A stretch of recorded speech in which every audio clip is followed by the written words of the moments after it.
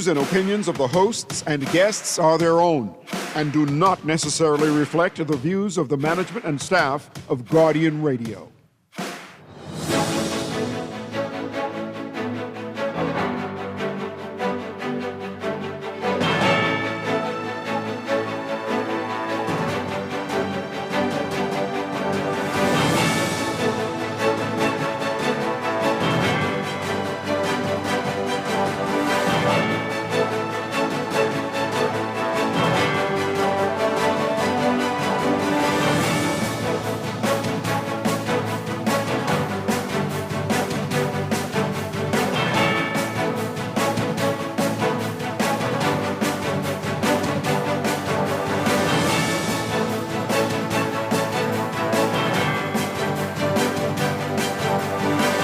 Good morning. Prime Minister Davis says VAT will be removed from all food sold in supermarkets. Rick Fox says he's running in St. James, the new constituency.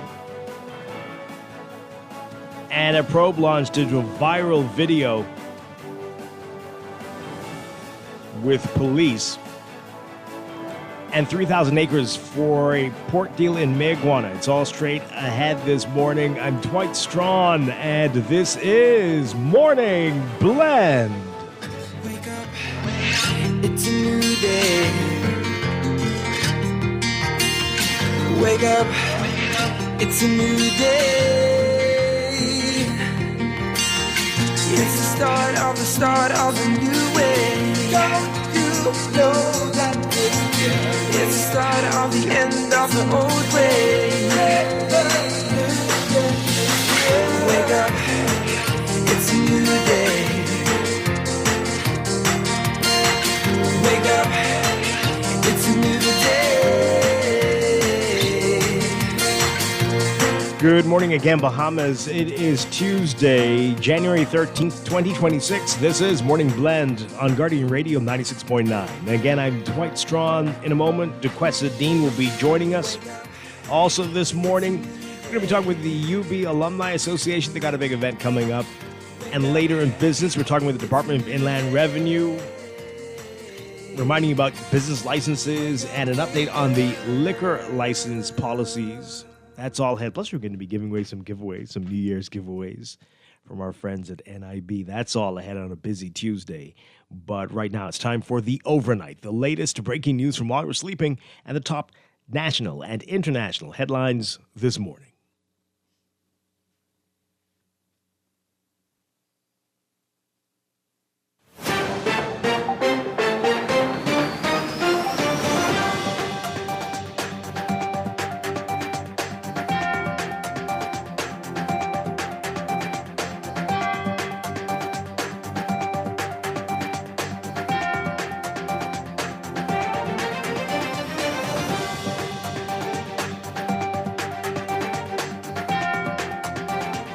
In the overnight, Prime Minister Philip Davis announcing that the government will remove value-added tax on all food sold in supermarkets. The Prime Minister in a televised national address last night saying that the government had heard the Bahamian people when they said that they were concerned the savings weren't always passed on from previous reduced customs duties and VAT eliminations. He said, quote, "Last year we cut VAT on food from 10 to 5%, and tonight I'm announcing the next step, effective April 1st. We are eliminating all VAT entirely on all food sold in the food stores. This will apply to fresh fruits and vegetables, baby food, lunch snacks, frozen foods, and other groceries, except prepared meals sold hot or ready to eat." The Prime Minister said this is a significant step that he hopes will help residents.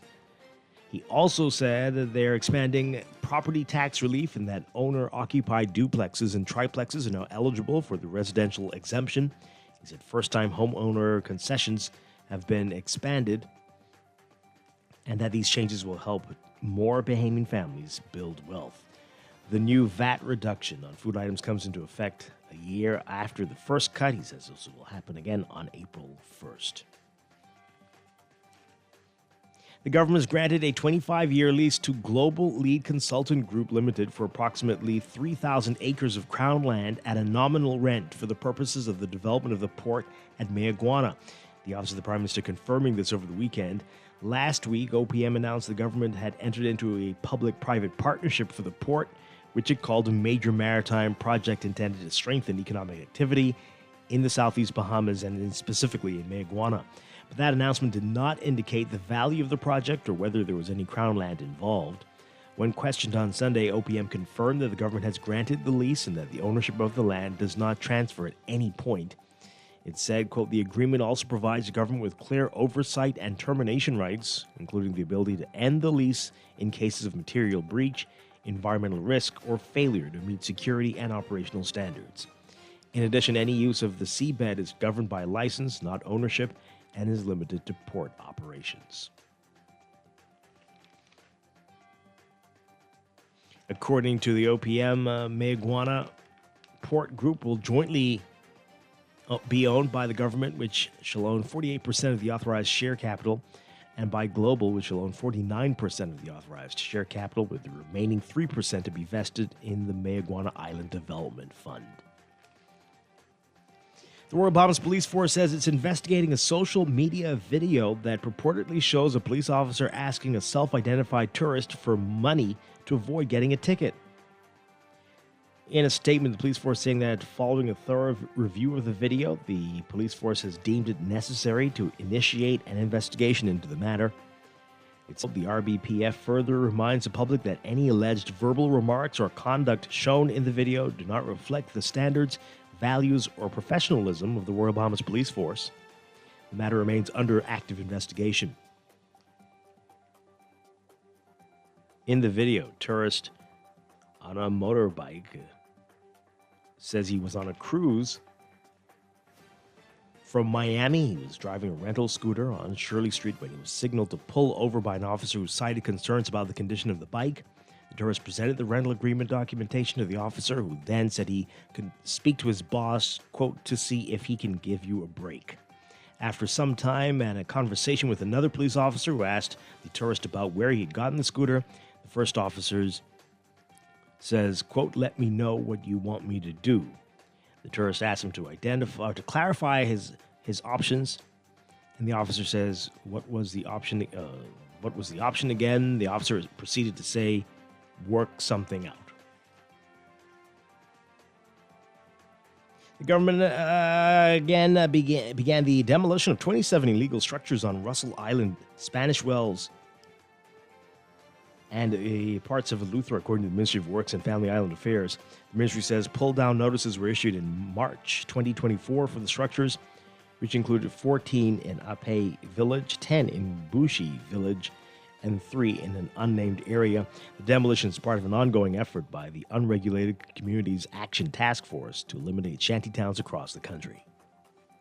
Retired NBA champion Rick Fox says he will run in the general election for the newly created constituency of St. James in western New Providence. Last year, the ambassador-at-large said he met with both the PLP and the FNM about a potential candidacy, but claimed FNM leader Michael Pintard was the most aggressive in his pursuit.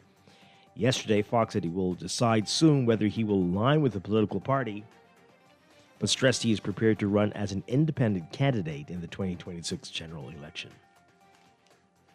Last week, the Nassau Guardian reported that St. Barnabas MP Shannon Don Cartwright, who's deputy leader of the FNM, is expected to be ratified for his party for St. James. Attorney Owen Wells is said to be eyeing a PLP nomination for that constituency. A Supreme Court decision handed down by Justice Leigh Farquharson last week upheld an injunction to prevent the world-famous Valley Boys from being removed from the list of registered non-profit organizations until further order by the court. In a press release over the weekend, the Junkanoo Group said the matter has been adjourned to April 2026 for a status hearing. In that statement, the world-famous Valley Boys said, quote, there is no change to our current position. The world-famous Valley Boys, established in 1958, continues to be fully recognized and duly listed as a registered group, and the court's orders restoring our business license and TIN remain in full force and effect. A 62-year-old taxi driver is facing a housebreaking charge after he moved into a home that he believed was abandoned. Anthony Cunningham stood before senior magistrate Kendra Kelly Burrows in shackles Friday on allegations that he broke into a home that belongs to the Ministry of Tourism between December 2025 and January 5th, 2026. Cunningham denied the charge at his arraignment and claimed that the house was abandoned. When asked where he lived, Cunningham told the court that his clothes and other personal effects were at the home in question. The magistrate forbade him from returning there and set his bail at $3,000. Cunningham has to sign in at a police station once a month until his trial, which begins March 16th. And a Bahamian fugitive remanded to prison Friday for a crime he allegedly committed almost 26 years ago. 53-year-old Anthony Valentino Williams appeared before Chief Justice Sir Ian Winder on an arrest warrant after he jumped his bail on armed robbery and murder charges dating back to 2000.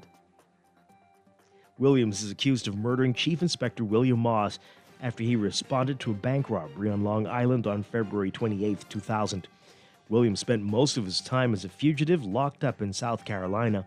According to Go Upstate, Williams was using the alias John Thomas when he was arrested on charges of trafficking in crack and cocaine powder on August 12, 2004, following a sting operation where he sold undercover officers drugs during a 10-month-long investigation. Williams was sentenced to 25 years after he pleaded guilty in 2006.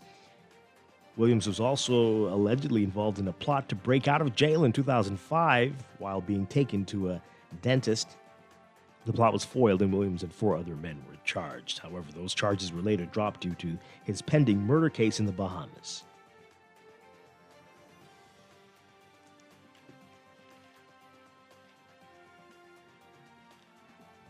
Overseas, Iran easing some restrictions on its people and for the first time in days, allowing them to make phone calls abroad via their mobile phones today. It did not ease restrictions on the internet or permit texting services to be restored as the toll from days of bloody protests against the state rose to at least 646 people killed. Although Iranians were able to call abroad, people outside the country could not call them, according to several people in the capital speaking to the Associated Press. The witnesses, who spoke on condition of anonymity for fear of reprisal, said text messaging was still down and internet users inside Iran could not access anything abroad, although there were local connections to government-approved websites. It's unclear if restrictions would ease further after authorities cut off all communications inside the country and to the outside world late Thursday. The United Nations Human Rights Chief is calling on Iranian authorities to immediately halt violence and repression against peaceful protesters, citing reports of hundreds killed and thousands arrested in a wave of demonstrations in recent weeks.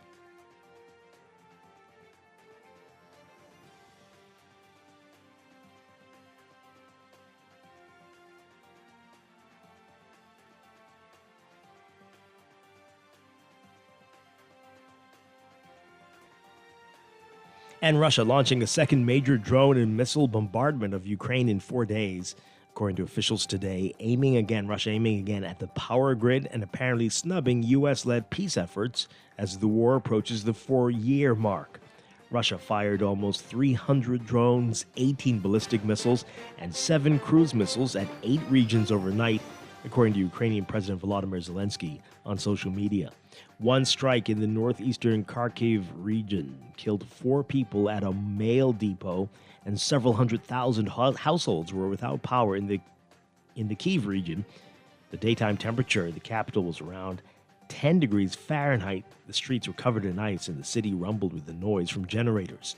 4 days earlier, Russia also sent hundreds of drones and dozens of missiles in a large-scale overnight attack, and for only the second time in the war, it used a powerful new hypersonic missile that struck western Ukraine in what appeared to be a clear warning to Kyiv's NATO allies that it won't back down.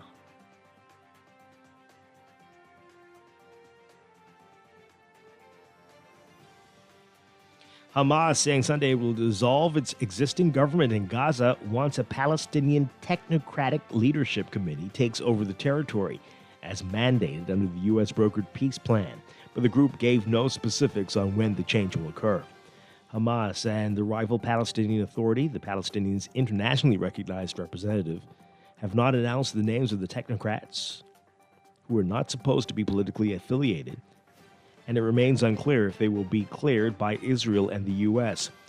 The so-called Board of Peace, an international body led by Trump, is supposed to be overseeing the government and other aspects of the ceasefire that took effect on October 10th, including disarming Hamas and deploying an international security force.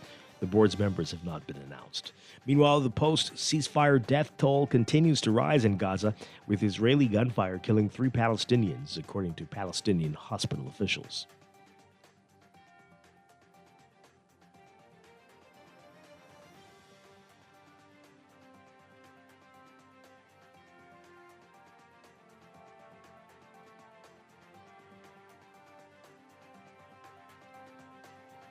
And Cuban President Miguel Diaz-Canel saying Monday that his administration is not in talks with the U.S. government, a day after U.S. President Donald Trump threatened the Caribbean island in the wake of the U.S. attack on Venezuela.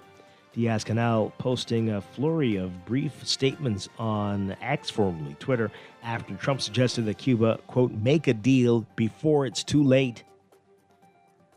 Not saying what kind of deal. Diaz-Canel wrote that for, quote, relations between the U.S. and Cuba to progress, they must be based on international law rather than hostility, threats, and economic coercion.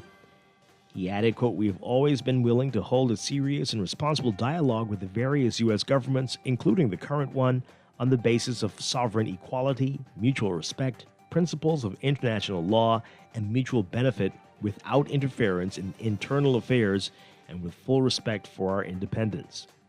The statements were reposted by Cuban Foreign Minister Bruno Rodriguez on X.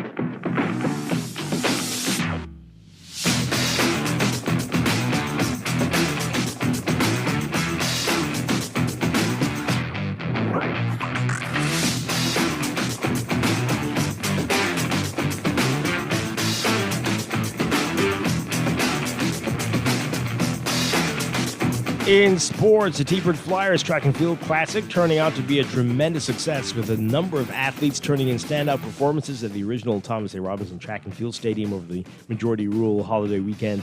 The windy weather conditions were not favorable for some athletes who had goals of attaining early qualification marks for the 2026 Carifta Games, particularly in the track events, and others achieving the standards of the first official club meet of 2026. Blue Chips Athletics' Wyatt Cartwright securing an early qualification mark for Carifta in the under-17 boys javelin. Others with some interesting results as well. You can read all about that in today's Guardian Sports section. A number of the country's premier junior sailors were in action in the Laser, Sunfish, and Optimist classes. The 2026 KPMG Winter Youth Regatta, hosted at the Nassau Yacht Club at Montague Bay over the holiday weekend. Over 40 junior sailors hailing from New Providence, Grand Bahama, Long Island, and Harbor Island competed for bragging rights in the various classes. Read about that in today's Guardian Sports section as well. For Major League Baseball, Jazz Chisholm Jr. might not have gotten the long-term deal that he wanted, but he and the New York Yankees avoided arbitration, coming to terms on a one-year deal Thursday. Chisholm, the all-star second baseman of the Yankees, will make nearly twice as much in the 2026 season than he did in 2025. He and the Yankees coming to terms on a one-year, $10.2 million deal in his final season before potentially reaching free agency. The Yankees have a history of not dishing out long-term deals to players approaching the final year of their contracts, and that played out again on Tuesday as they settled on one-year agreements with a number of players. It was a big weekend for the NFL excitement in all the wild card games, included, well, not so much the last game last night. Sheldon Rankings, well versed in the Houston Texans' nondescript playoff history, the veteran defensive tackle hell-bent on writing a different ending this time. The NFL's best defense is eager to prove it's a unit capable of winning a championship, and so far so good. Rankings returned a fumble by Aaron Rodgers, 33 yards for a touchdown in the early fourth quarter to break open a tight game. And the Houston Texans, beat the Pittsburgh Steelers 30-6 Monday night for the first road playoff win in franchise history. Houston now 13-5, winning its 10th straight game. The next step, Sunday at New England, where the Texans will try to reach the AFC Championship game for the first time. Will it be Aaron Rodgers' final game? Last night, Rodgers passed for just 146 yards in the final game of his 21st season. Whether there's a 22nd is anyone's guess. The four-time MVP will take some time before deciding whether to return next fall. So here's a closer look at the playoff picture. Houston's stingy defense knocking Aaron Rodgers and the Steelers out, as we told you. The Texans, the AFC's number 5 seed, will face the number 2 seed New England Patriots next Sunday at 3 p.m. The number 2 seed Chicago Bears will host the number 5 seed LA Rams in the second game Sunday. The divisional round will kick off with the number 6 Buffalo Bills at the number 1 seed, and the number 1 seed's the Denver Broncos Saturday at 4:30 p.m. And the number 6 San Francisco 49ers will face the top-seeded Seattle Seahawks in the night game on Saturday. That's sports, and that's the overnight. Time for your first look at weather.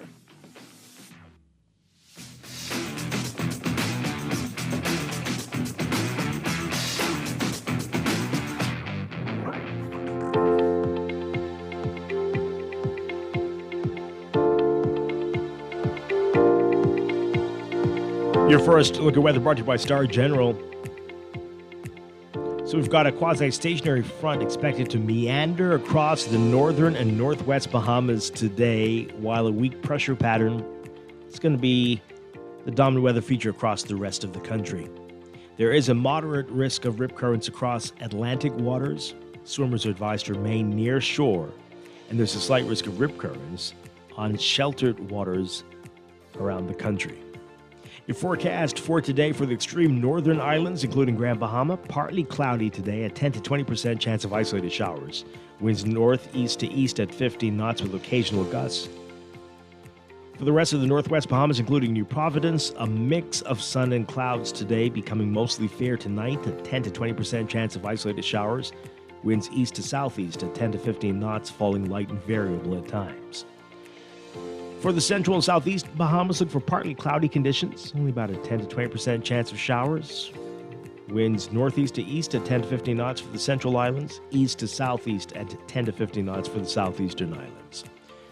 Across the country today, we're looking at highs around 82, 83 Fahrenheit, 28 Celsius. Overnight lows tonight getting into the upper 60s for the extreme northern islands, around 20 Celsius. The low 70s for the rest of the country, around 21, 22 Celsius. That's your first look at weather this morning. We'll have your extended outlook coming up in just a bit. This weather check brought to you by Star General Insurance, made simple.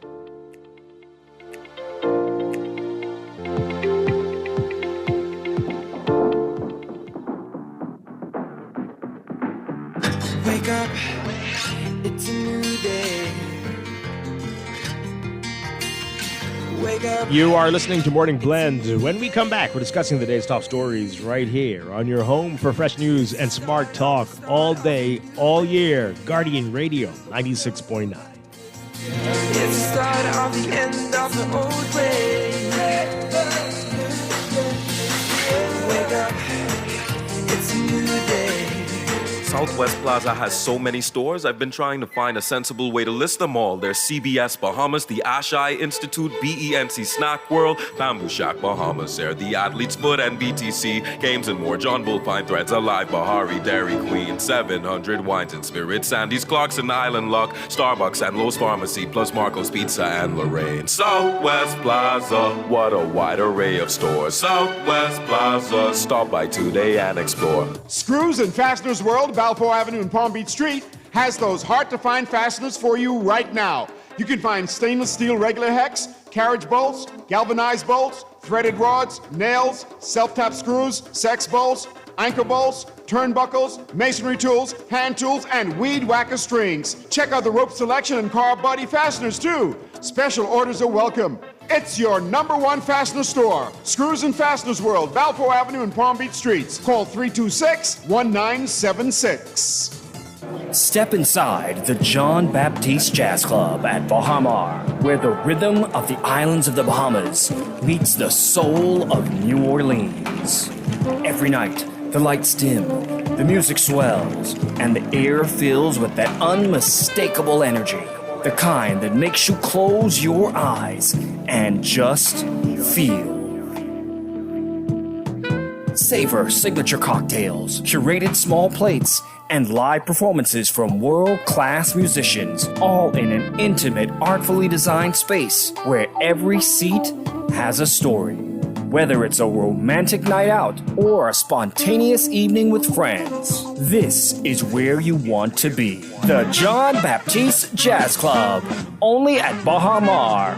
Reserve your table now at bahamar.com/jazz club or through the Bahamar app, because every evening plays its own tune. Looking to elevate your gadget game, or a tech trouble simply slowing you down? Escape to a world of innovation at Custom Computers, your go-to store for the latest cutting-edge tech. Whether you need to upgrade your life with the best from Apple and Windows, or your device needs a little TLC, the Custom Computers Know-How Store is the destination for unbeatable expertise and quality repairs. With 2 convenient locations, there's a Custom Computers near you on Patton Street in Palmdale and Caves Village, or call 396-1100.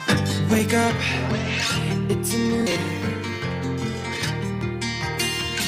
Wake up, it's a new day. It's the start of a new way. Don't you know that that's the old way? Wake up, it's a new day. Wake up, today.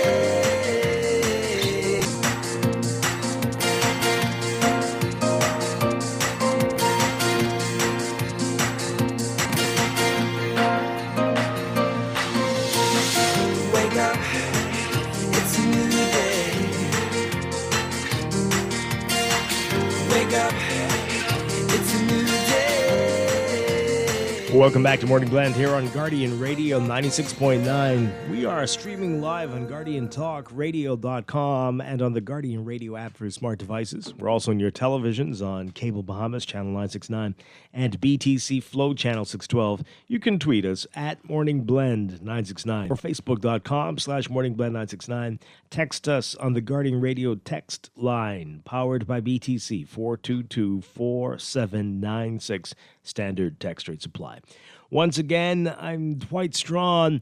Joining me now, Duquesa Dean. Duquesa Dean, good morning. Good morning, Dwight. Good morning, Bahamas. How's everyone doing today? Doing well. Hope you are as well. Thank you. How was the majority rule holiday weekend? Quiet. It's good. Yes. That's good. Yes. I know you want to tell everyone that I went to bed at 5:47. I would not. I am so shocked that you told me that. I did not want to bring that up. Dwight, I was tired. I messaged Duquesa yesterday afternoon to let her know what we're discussing today. And she says, okay, great, I'm going to bed. It was 5 o'clock. Like 5:47. 5:30. 5:47. Well, you sent me I'm going to bed at 5:30. Oh, And okay. I responded at 5. So I said, wait, it's 5:30. You can't be going to bed now. It was dark outside. Plus, the Prime Minister's national dress is coming. Yeah, I know you don't want to miss I'll that. get the recaps this morning. Don't judge me. That's the recap right there, that headline. Ah, And the story. okay. Well, not much to talk about with that. We'll get to that though. But so did you sleep for I 12 did. hours or something? I got up like 4:30 ish. Yeah. So almost 12 hours. Yeah. Wow. Got to be like you when I grow up. Yeah. You should. You should try it sometimes, at least once a week. Okay, good stuff. Good stuff. Hey, we got a lot to talk about on this Tuesday. Hope everybody had a great holiday. UB, the University of the Bahamas Alumni Association, they have a big event coming up every year. They honor graduates, former graduates, alum. I see that. And we're going to be getting details about that later in business. It is that time of year, the business license renewal, and there were some changes with the liquor license laws. We'll get a recap of all of that and what you need to know about business license from the Department of Inland Revenue today. Plus, we're going to be giving away over the next few days some wonderful gifts from the NIB. NIB, yeah, we've got some, cool. Everybody needs a calendar and stuff, right? So we're giving away some NIB calendars in Nice. business. So just some simple trivia for you this morning, and you can have a calendar. That's all I had, but right now there is a whole lot to talk about in the news.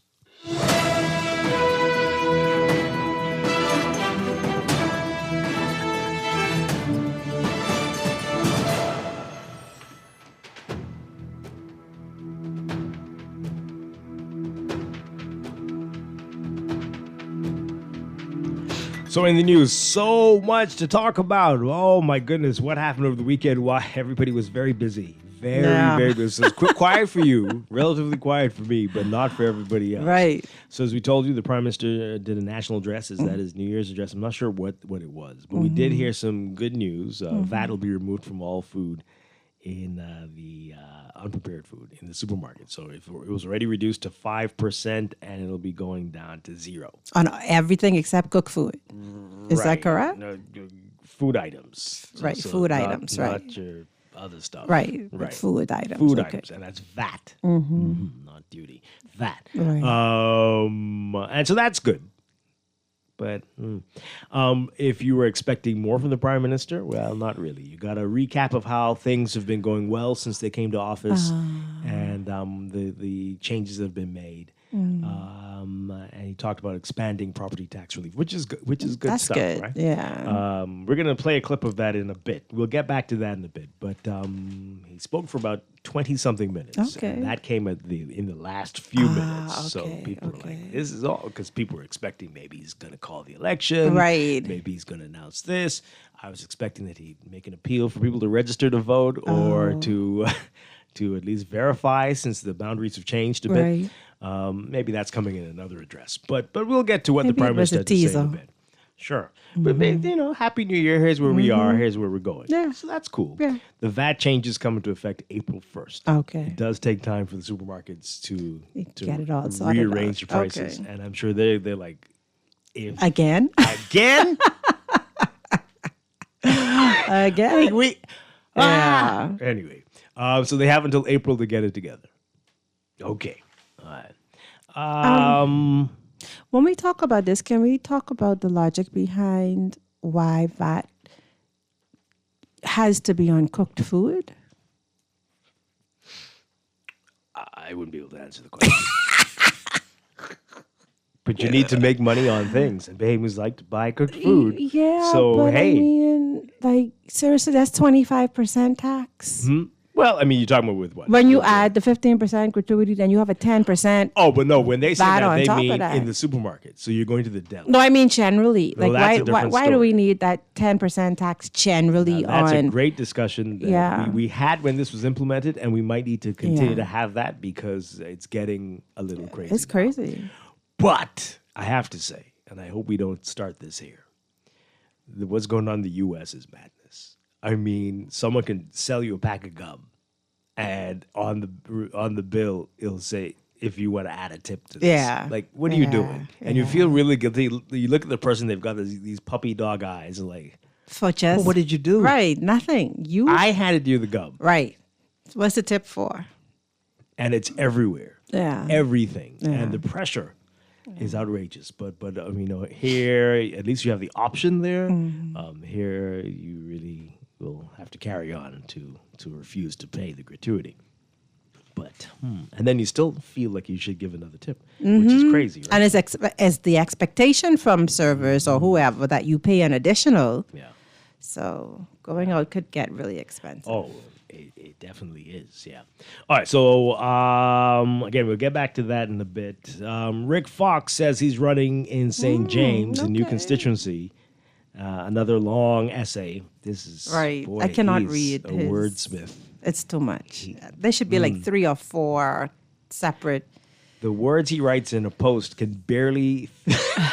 It's a lot. I don't understand. Anyway, yeah, he's as long-winded as he is tall. But he's running in St. James, but he didn't say who he's running for. And he's hinting that he would be prepared to run independent, as both the major parties already seem to have candidates eyeing that area. So what would that mean? Independent. Okay. Yeah. Well, sure. What's behind it? Like there has to be and this is gonna sound really, really bad, right?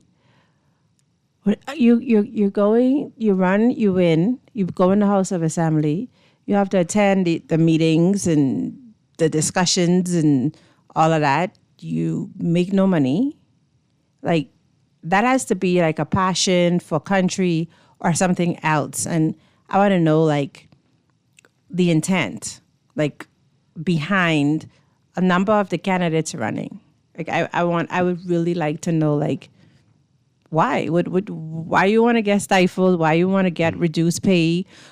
You know, if you have a job already, you're making good money. Like why do you want to? Some people believe they actually can make a difference. Some people believe they can fix that's things, fine, right? For them. They believe that. They believe it. And I think obviously when they get in there, it's a different story. Right. Your agenda is not Right. the leader's agenda and the country's agenda. Right. And often what you want will wait. It will have to wait sometimes, Or depending never. on who you are. Or never. Or right? never. But some people probably go in there with the best of intentions. Yeah, that's what I think confuses me, because history is the greatest predictor of the future. That's what it's said to be, the greatest predictor of the future. Yeah. And if historically young, innovative candidates who get in and want to impact change haven't been able to do it, like how do we change that? How does that change to make it make sense for somebody to say, I want a viable candidate that can make a difference, to say, hey, I want to get in there to impact. Yeah, absolutely. All right. All right, so there was some sad news over the weekend. I had a couple of murders and a couple of traffic fatalities. And so condolences to everybody there. And, very, very sad news there, especially with the traffic fatalities. Yeah. And the police getting themselves into some hot water again with the viral video. Oh, man. Yeah, we'll get to that in 1 second. We're going to come back to that. I just want to read this story again. This one really is quite something in today's Nassau Guardian. So, murder fugitive back behind bars. Our Artesia Davis, the best court reporter with the best stories. Every day, something amazing. A Bahamian fugitive was remanded to prison on Friday for a crime he allegedly committed almost 26 years ago. Yep. What year is it now? 2026. So, 53-year-old Anthony Valentino Williams appeared before Chief Justice Sir Ian Winder on an arrest warrant after he jumped his bail on armed robbery and murder charges dating back to 2000. Yep.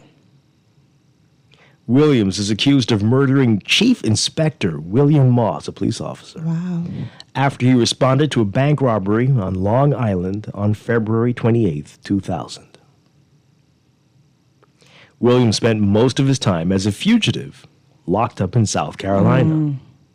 According to Go Upstate, Williams was using the alias John Thomas when he was arrested on charges of trafficking in crack and powder cocaine on August 12th, 2004, following a sting operation where he sold undercover officers drugs during a 10-month-long investigation. He's a criminal mastermind here. That's it right there. That's just his character. Just involved in Yeah. Anyway, Williams was sentenced to 25 years after he pleaded guilty in 2006, according to that article. Williams was also allegedly involved in a plot to break out of jail in 2005 while being taken to a dentist. Williams wasn't playing. Or is it Thomas? Anyway, Thomas.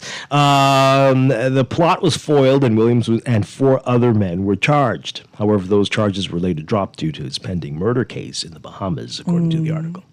Okay. So he was a fugitive that traveled to the United States, that got in problems there, that got arrested. Traveled is such an interesting Right, word. traveled. Somehow he got there somewhere. He got to the right? States, yeah. Swim, boat, I don't know. You And then he went over there doing criminal to activities. continue his life of crime. Got arrested, has been in jail for 20 years. Was involved in a plot to break out. Right. Yeah. But now wow. back. Wow. So it'll be interesting to see what happens to him here. Well, hopefully there's no bail. There was no bail, right? There was no bail, right? No mention of that. Okay. Because Because you know. that would be. You'll Right? get another 20 years. I don't think we're that stupid here. Yeah, hopefully. Hopefully.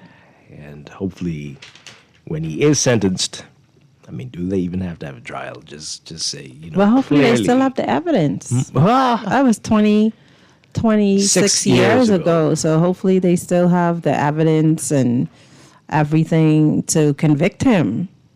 You know, Which is wild. because you are innocent until proven guilty. yeah, he sounds like he's innocent until proven guilty. No, he Yeah, sounds like okay. he's guilty, Sounds but like he's it still has to be proven, right? Super guilty. So But anyway, okay. I know. Wow. All right, so let's get to the police, and then we'll get to what the Prime Minister is saying. So police have launched a probe into this viral video. Our Rachel Scott writing about it. The Royal Bahamas Police Force says it's investigating a social media video that purportedly shows a police officer asking a self-identified tourist for money to avoid getting a ticket. In the statement, it says, quote, following a thorough review of the video, okay, the RBPF has deemed it necessary to initiate an investigation into the matter. The RBPF further reminds the public that any alleged verbal remarks or conduct shown in the video do not reflect the standards, values, or professionalism of the Royal Bahamas Police Force. The matter remains under active investigation. You want me to finish it? Go ahead. Let's Okay.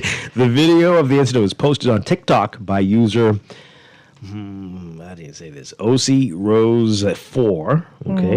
It's 3 minutes and 10 seconds long. In the video, a tourist, the tourist said he was on a cruise from Florida. He was a cruise passenger from Miami. He was driving a rental scooter on Shirley Street when he was signaled to pull over by an officer who cited concerns about the condition of the bike. The tourist presented the rental agreement documentation to the officer, who then said he could speak to his boss to see if he can give you a break. Let me wait till you finish. After some time, this is being recorded, I guess, by Right. the helmet Right, or something. the glasses, Right. whatever the guy was wearing. After some time and a conversation with another police officer, and the tourist had some very interesting comments. Did you hear that? A conversation with another officer who asked the tourist about where he'd gotten the scooter. The first officer says, quote, "Let me know what you want me to do." That's the first officer. The tourist asked him to clarify what his options were. Right. The officer says, well, this is the tourist. The tourist says, "So what was the option again? Because I'm so lost right now." Right. The officer proceeded to detail that he could, quote, "work something out." "All I'm saying is instead of giving you a ticket, I don't mind giving you a break. We could work something out or whatever the case may be. I don't know. Let me know. It can't be obvious. It can't be obvious. Too much people around. You see my boss in the khaki? Go out of the view and I can pass you this and you can put it in this and then I can go from there."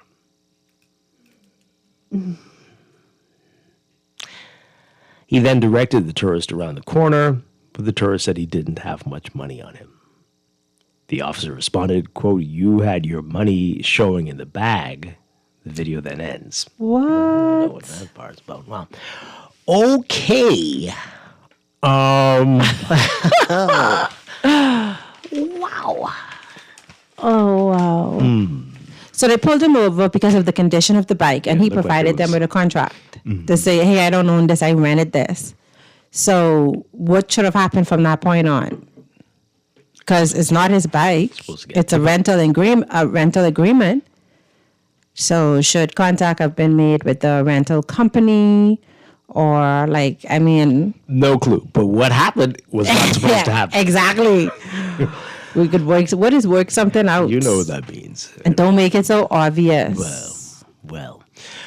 Wow, let's get your reaction to it, folks. The police force says they're investigating. We've had a whole. We know this is a common complaint. This is many people are very concerned about. This is exactly someone texted and say this is exactly why they need to be wearing body cameras at all time and needs to be recording at all times. Agree. We've seen it. The sites where.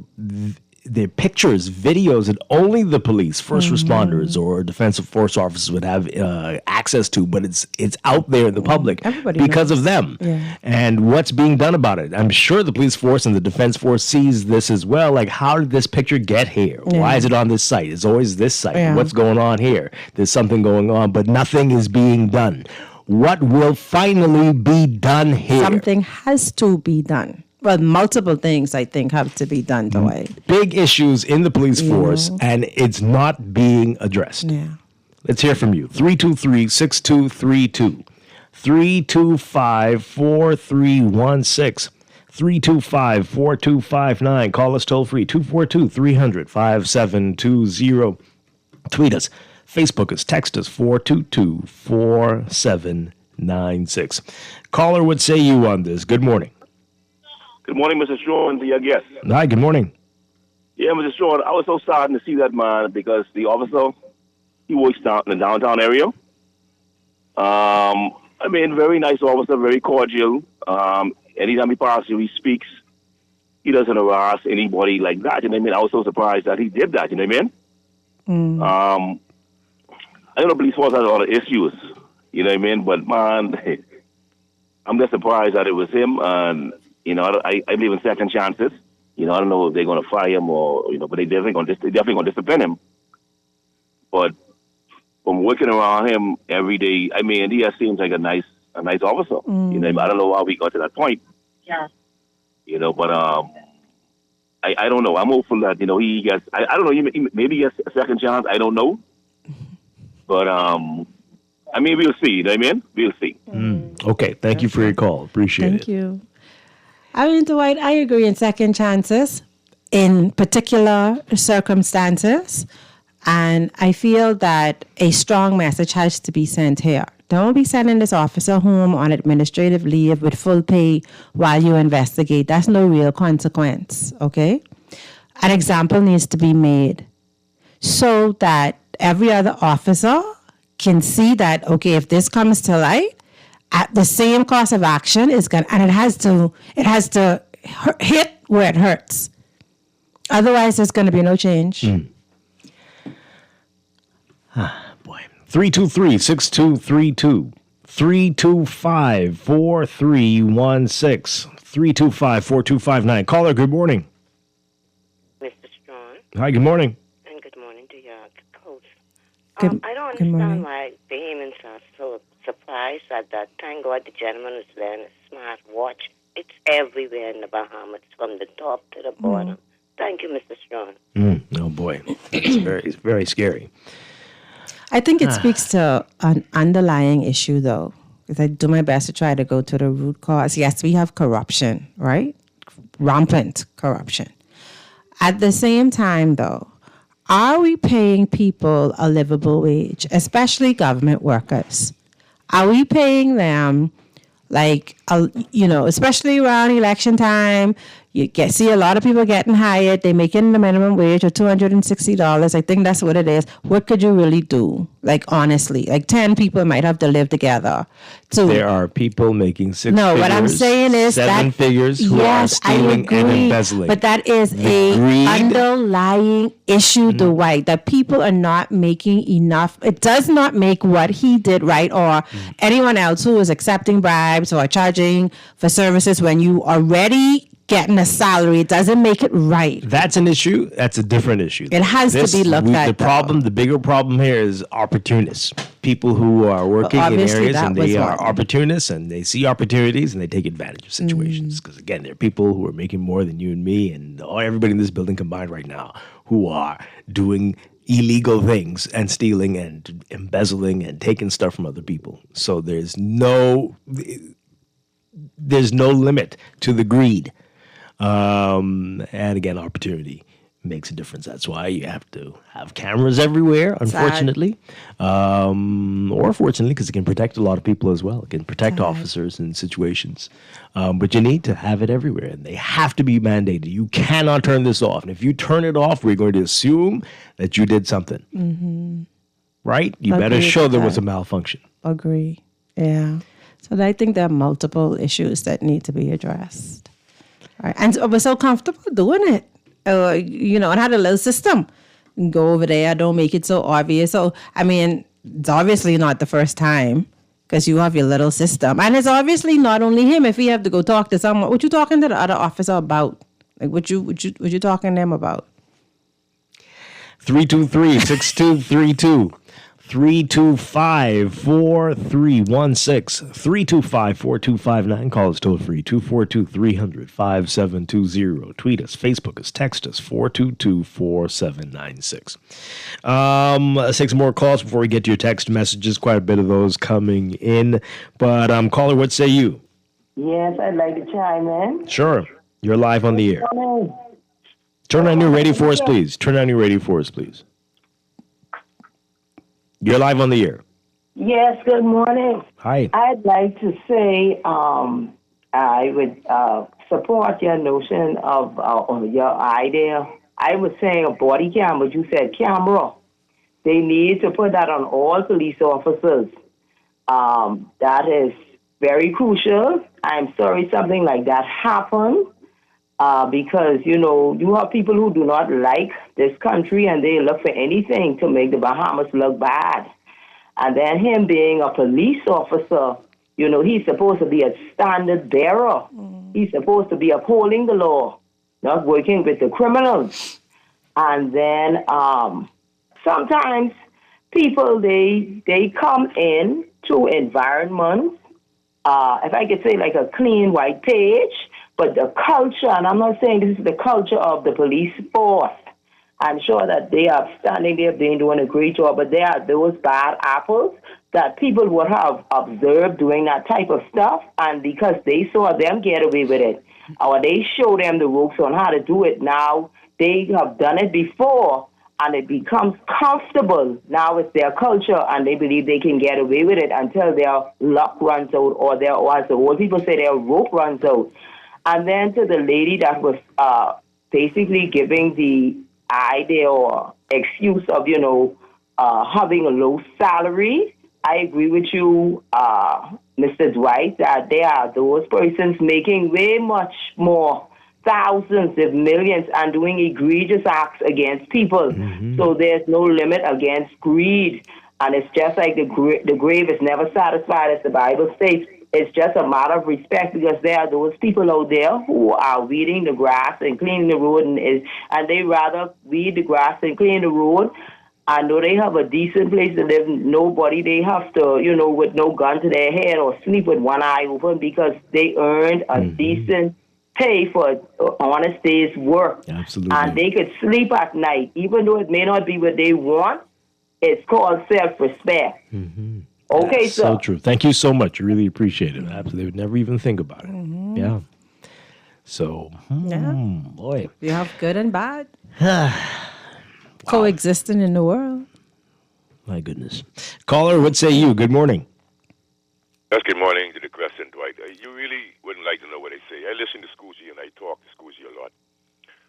But, I'm surprised at some of the foolishness that people who live in Ivory Towers come on the airwaves and say, right?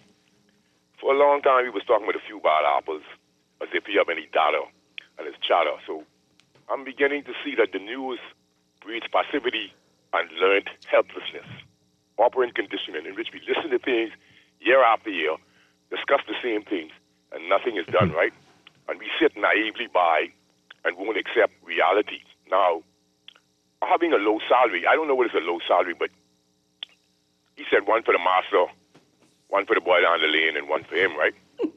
So, Dwight, give me a break, please, man. It's something you said that was being said over and over on the radio. Body cams to ensure encounters with the public and the police are safe. I've had many mild encounters, okay? But the thing is, we live in a police state when you cannot call and voice your opinion and everything is allegedly. We saw where somebody died in the Foxhill station the other day, right? And then we saw a situation with human rights abuses with a young lady who's an activist in the Grove station. It was on social media. Everything was recorded. But yet still nobody seems concerned. All of the females were not in uproar. And the powers that be allow these particular models to just go on and on and on and treat an entity as if they're infallible. When we see a guy in New York, we see guys here. And so what I'm saying, in other words, is when will it change? Is there a desire to make a difference or more people for hire? That's what I'm saying. So while I feel it for the young officer, but for me, I don't think he should be fired because there are a lot more things going on worse than that. So it trickles down from the top, and it won't stop. But we just keep talking and talking because you know why? When these people put on a uniform, you can't see them as a wolf in sheep clothing because you are not having encounters with them. But if you ask people on the streets daily, Dwight, this situation happened to me and my daughter just months ago, a male and a female officer in a truck, all right? And something was offered. So I don't need people to tell me nothing, See what I'm saying, Mr. Strachan? It sickens people like me who really know what's going on the road. I don't think anybody's disputing that this is a common occurrence. I think people are very well versed in how things are going in the Bahamas with not just the police force, but every department, everywhere you go, in order to get anything. You got to grease. Right? It's unbelievable. Yeah. And it is not just the force. It seems to be a Bahamian trait. It is in the genes now. Hi, I left my shoe here. Oh, yeah, you need to give me something to get the other one here. Like, what? Huh? I don't know. It's a shoe. What are you going to do with that shoe? But it's one shoe. No. Like, one of the pair, but yeah, you need to give me something to get, like, everything. Mm-hmm. This is how the whole country seems to be now. Mm-hmm. No, I agree. Caller, good morning. You're on the air. Are you there? Good morning. Good morning. Hi. Good morning to both of you, actually. Morning. The question. Yes. That you need to take it up a notch. I do it at 3 p.m., and when I wake up, oh, man, the world just opens up to me. What time do you wake up? Sometimes I get up around 2. I get my time in, man. Yeah, man. And the world is so quiet at that junction, like going outside at 5, just the air is so crisp and it's so cool. You could sit on you could just sit and chill. You could walk and ground. Like, yes, no pollution. Now is a home with a roof looking at the stars. Yes. Okay. Take it up a notch. Now, Dwight, I think this is speaking to this. It's genetic to some. It's in our DNA. Cheating is a normal thing. It's becoming occurring. But wouldn't you wonder if the authorities above this police officer refuse to initiate this body cam? Are they complicit with this? Mm-hmm. Well, there's some. Wayne Monroe in Every's here explains that there are some interesting rules on when it's supposed to be used, and I don't know if everybody has it. Remember, he was making an appeal for donations so more officers can have it, and so that's part of the challenge as well. There's not enough for them, so I don't know if I go that far. All right, but if we can help. Thank you. That will help us, right? The members of the public who have to encounter them. That might be something to think about. Companies, corporate Bahamas, individuals. Some got a lot of well-heeled people around here who might want to make the donation of the body cams to the officers.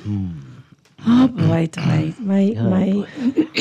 My thought would be that if they don't want to wear them, they'll destroy them.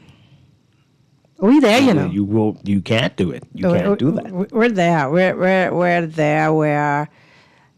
That's where we are. That's why I tell you, like, when I said it on the radio the other day, I think one or two people got agitated. We definitely need a leader who doesn't, and I don't want to say doesn't care, but don't care about the backlash.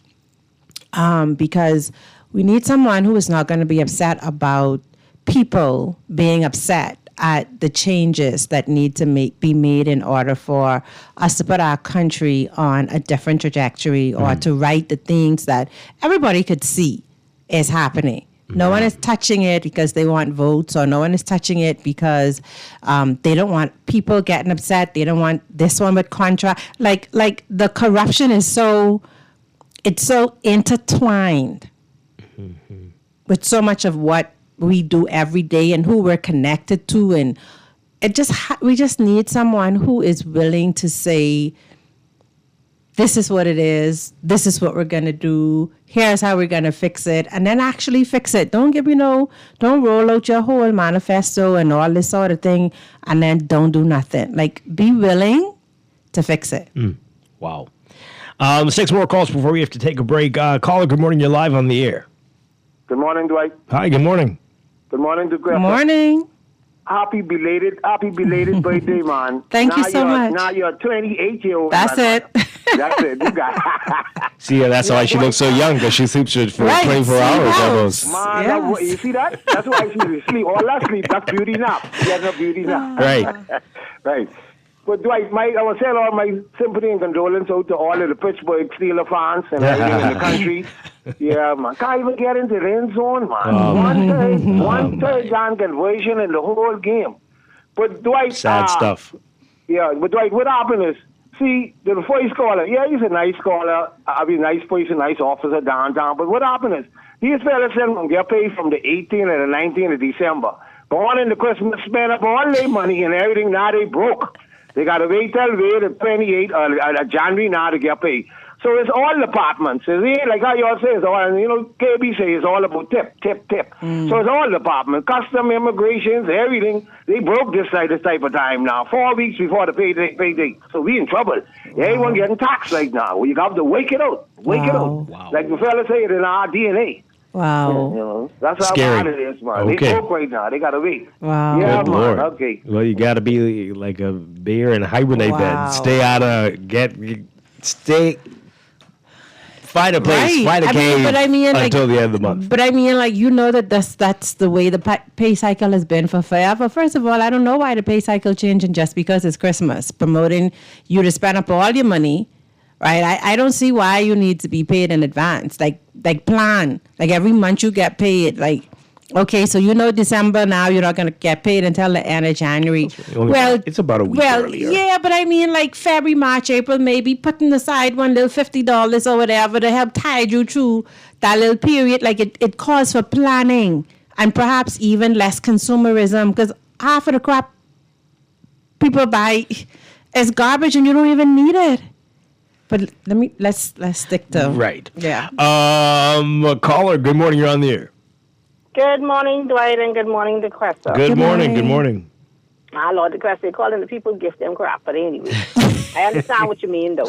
Because a lot of stuff what is purchased don't need to be purchased. Oh, man. At the end of the day, what I look at when I saw that video was that persons who are not here, they are lumping all police or all Bahamian police officers in that one basket. Well, don't Bahamians do that? No. Bahamians don't lump all police officers in the same basket? You sure? No. Okay. Well, some people probably do, but no. In my view, that's not in our DNA. Things like that and other stuff, it's not in our DNA. You have a few bad apples out there who always seem to be looking for the next camera, I would say, to show off their talent or lack thereof. I don't see it as a part of who we are. Mm-hmm.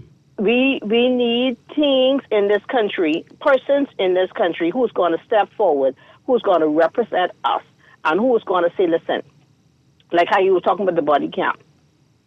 They don't, you know what's in our DNA? Secrecy. That's in our DNA because they don't want you to see how they carry on when they confront persons on the street.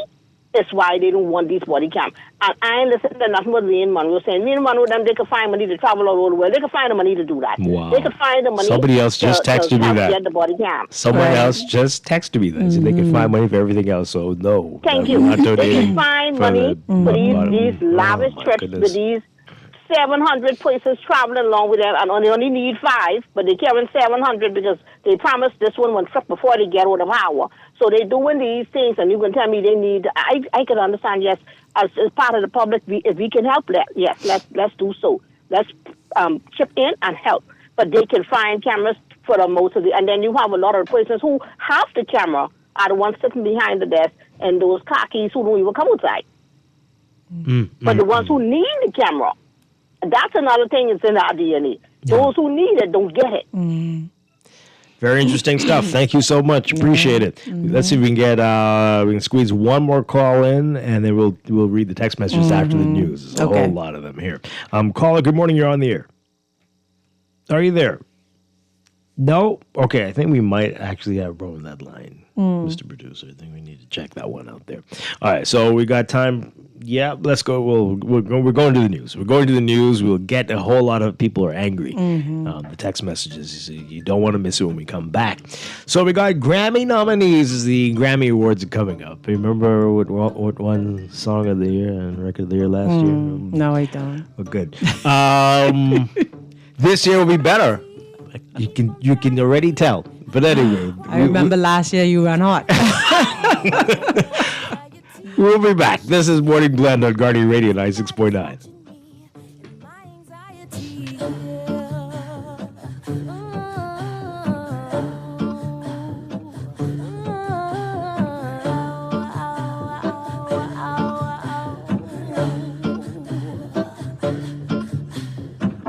Solo, no mojo, I bounce back, no pogo, unhappy, no new brands, no logos. Money on my juggler, natural hustler. Think I need a smuggler up in Russia. You could be my butler, shine my cutler. Shout out to Oyenda, that's the guzzler. Okay, next thing, my life is a wet dream. I call it a sex scene. The bag is a nice tease. I tried to escape. My life is an X-ray. I'm sorry, a sex tape. You only get one tape. This is Guardian Radio 96.9 FM.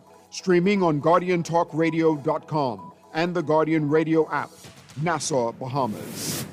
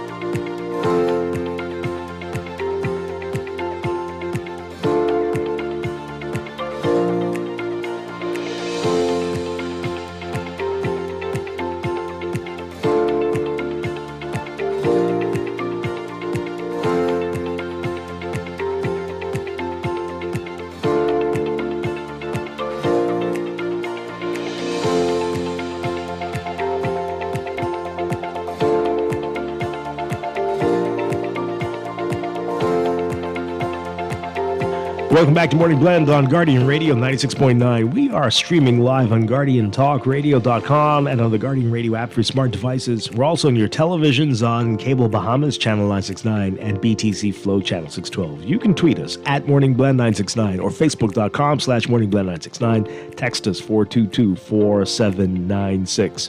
And now at 8:22, it is time for another check of your weather for today, brought to you by Sherwin-Williams. We've got a quasi-stationary front expected to meander across the northern and northwest Bahamas today, while a weak pressure pattern will prevail across the rest of the country. So a low pressure center will form along the frontal boundary overnight on Tuesday into early Wednesday. That's going to drag a strong cold front across the northern Bahamas overnight Wednesday and across the rest of the northwest Bahamas by Thursday morning into the afternoon.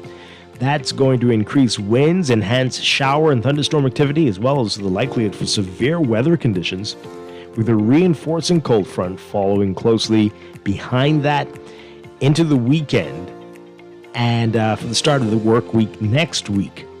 So a tight pressure gradient between lingering troughing and building high pressure will usher in cooler temperatures, breezy to windy conditions, along with hazardous boating and beaching conditions. So relatively quiet right now, but things are going to change by midweek into the weekend. Big changes coming. For today, though, there is a moderate risk of rip currents along Atlantic waters, and swimmers are advised to remain near shore. And there's a slight risk of rip currents in sheltered areas as well. For today, for the extreme northern Bahamas, Grand Bahama and Abaco, look for partly cloudy conditions. For the rest of the northwest Bahamas, including us in New Providence, a mix of sun and clouds today, becoming mostly fair tonight. Partly cloudy for the central and the southeast Bahamas. Look for high temperatures around 82, 83 Fahrenheit, 28, 29 Celsius. Overnight lows tonight getting down to the upper 60s for the extreme northern islands, around 20 Celsius, and the low 70s for the rest of the country, around 71, 72 Fahrenheit, 22 Celsius. In your extended outlook for Wednesday tomorrow, partly cloudy to cloudy across the northern islands, a mix of sun and clouds elsewhere during the day with an increase into the night and overnight heading into Thursday morning. A 30 to 50% chance of showers for the northern islands by Wednesday. Into Thursday, we're looking at partly cloudy to cloudy conditions, still elevated rain chances. Thursday, 30 to 50% chance of showers for the northern half of the country. Severe weather conditions possible on Thursday as those fronts move in.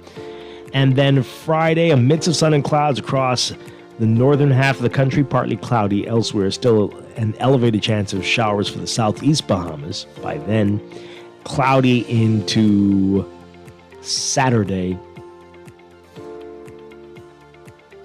before the big changes come with that cold front.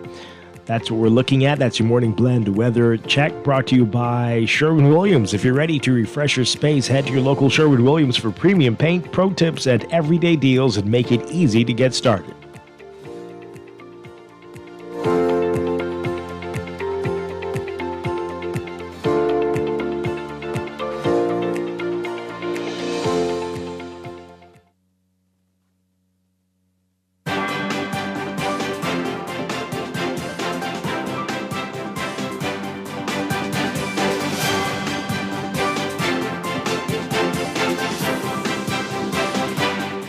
And time for a check of traffic, brought to you by RBC. With RBC, your ideas happen here. A reminder of possible road work still continuing with Balfour Avenue until the road work is done. That's mainly at night, though, and that's between Claridge Road and East Street on Balfour Avenue. Work might still be going on in the Windsor Road area between Bernard Road and Kildare Drive. And that's been happening in the day. So if you can avoid these areas or follow the posted traffic signs. In your real-time traffic, wow, out there looks very challenging. You're going to be having a lot of issues in a number of areas. It's work from east to west. So we've got Eastern Road, heavy traffic for you from just east of Fox Hill to about Johnson Road if you're heading westbound. Prisoner House Drive also seeing heavy traffic at the major intersections, so like Fox Hill Road, and you're seeing some slow-moving northbound traffic on Fox Hill Road as well. And then long stretches, you make your way to Beatrice Avenue, heavy slow-moving westbound traffic there. Along Beatrice Avenue and Charles Saunders Highway, you're going to be seeing some very slow-moving traffic in multiple directions. Prince Charles Drive again near Soldier, straight through to Robinson and Marathon East-West Highway. Very slow-moving westbound traffic at this hour. Then there's Independence Drive, heavy traffic both directions, east and westbound. And East Street, north and south of the intersection with Soldier Road, you'll be seeing heavy traffic there, especially northbound. And that's going to extend all the way through to Robinson Road. Blue Hill Road as well, from St. Vincent straight up to Independence Drive, especially near Carmichael. Both directions in that area near Soldier.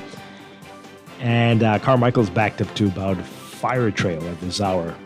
Milo Butler Highway, your hot spot today. Heavy traffic well south of the Fire Trail roundabout all the way up to Tonic Williams Darling Highway. It's going to pick up for you again as you get closer to the 6-exit roundabout in multiple directions, especially John F. Kennedy Drive eastbound. And on West Bay Street, eastbound near New Providence Highway, the roundabout there, Saunders Beach, slow-moving eastbound traffic. Carmichael westbound on the way to Coral Harbor Road, also seeing slow-moving traffic at this hour. And Glaston Road not looking pretty for you.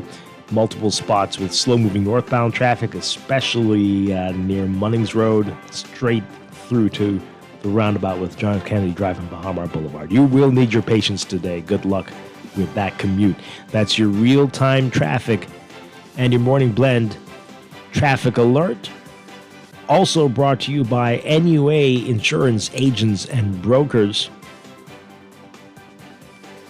Your partner for smart motor insurance and advice that puts you first, whether you're at home or on the go. Getting an instant motor quote is easy. Give them a call or visit your nearest branch or log in anytime at nuainsurance.com.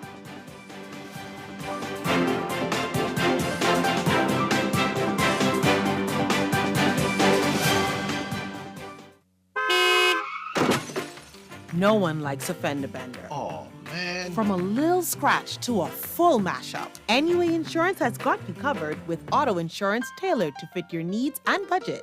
For affordable rates with free on-site accident assistance, visit us online or in branch and just ask us. NUA Insurance. Ask us because we've got you covered. Mommy, are you writing to Santa too? You have Santa.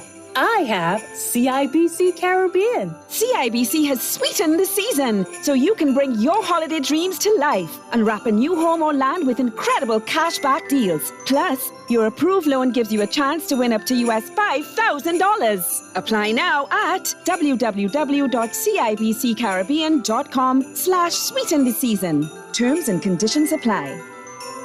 Wendy's has brand new chicken tenders, and they're everything you've been craving. Crispy, juicy, and seasoned just right. These tenders bring the flavor from the very first bite. Dip them, dunk them, love them. With sauces like sweet chili, scorching hot, ranch, honey barbecue, honey mustard, and Wendy's signature sauce. Grab them as a kid's meal. Enjoy them on their own, or make it a combo that hits the spot every time. For tenders you're gonna know by name, it's gotta be Wendy's. 'Tis the season for dreams to come true. There's Santa for the kids and CIBC Caribbean for you. Whether it's a house, land, vehicle, or upgrading your home, CIBC Caribbean can support your dreams with the financing you need. Enjoy incredible cashback deals with mortgages and land loans. Plus, your approved loan gives you a chance to win up to US $5,000. Apply now at www.cibccaribbean.com/sweeten the season. Terms and conditions apply. Planning for retirement can be overwhelming, but with CFAL, it doesn't have to be. We offer tailor-made individual, group, and pension solutions that take the guesswork out of retirement planning. Whether it's for you or your company, don't leave your future to chance and let the trusted hands of CFAL's experts guide you toward peace of mind and financial stability. Low upfront costs and affordable monthly payments make it easy for you to build wealth so you can live well. Visit us at cfal.com to start on your path toward financial freedom. CFAL, growing wealth for future generations. Don't shop at Sherwin-Williams then. Don't get the best service in the Bahamas then. The love is really, really strong in Sherwin-Williams. We don't just sell paint. We service you with a smile, good hearts, mind, soul, and body. And we love our customers as much as we love ourselves. Yes, real talk. I'm not just saying this. to impress myself. We love to go beyond with customer service. So they feel delighted to come in Sherwin-Williams because they know I can either see Dee Dee, or I can see Shelley, or one of our other wonderful staff members. We treat our customers with the respect of our boss because there are many paint companies they could choose to go to. No, baby. If they go to some other paint companies, so I gonna get this little thing at the end of the week. We want to make sure you get that little ting, Shelley. Come visit Shelley and Dee Dee at Sherwin-Williams, Bahamas, and you'll surely find color in every day. This is Guardian Radio, your station for up-to-the-minute news and intelligent, interactive, and engaging conversations. 96.9 FM.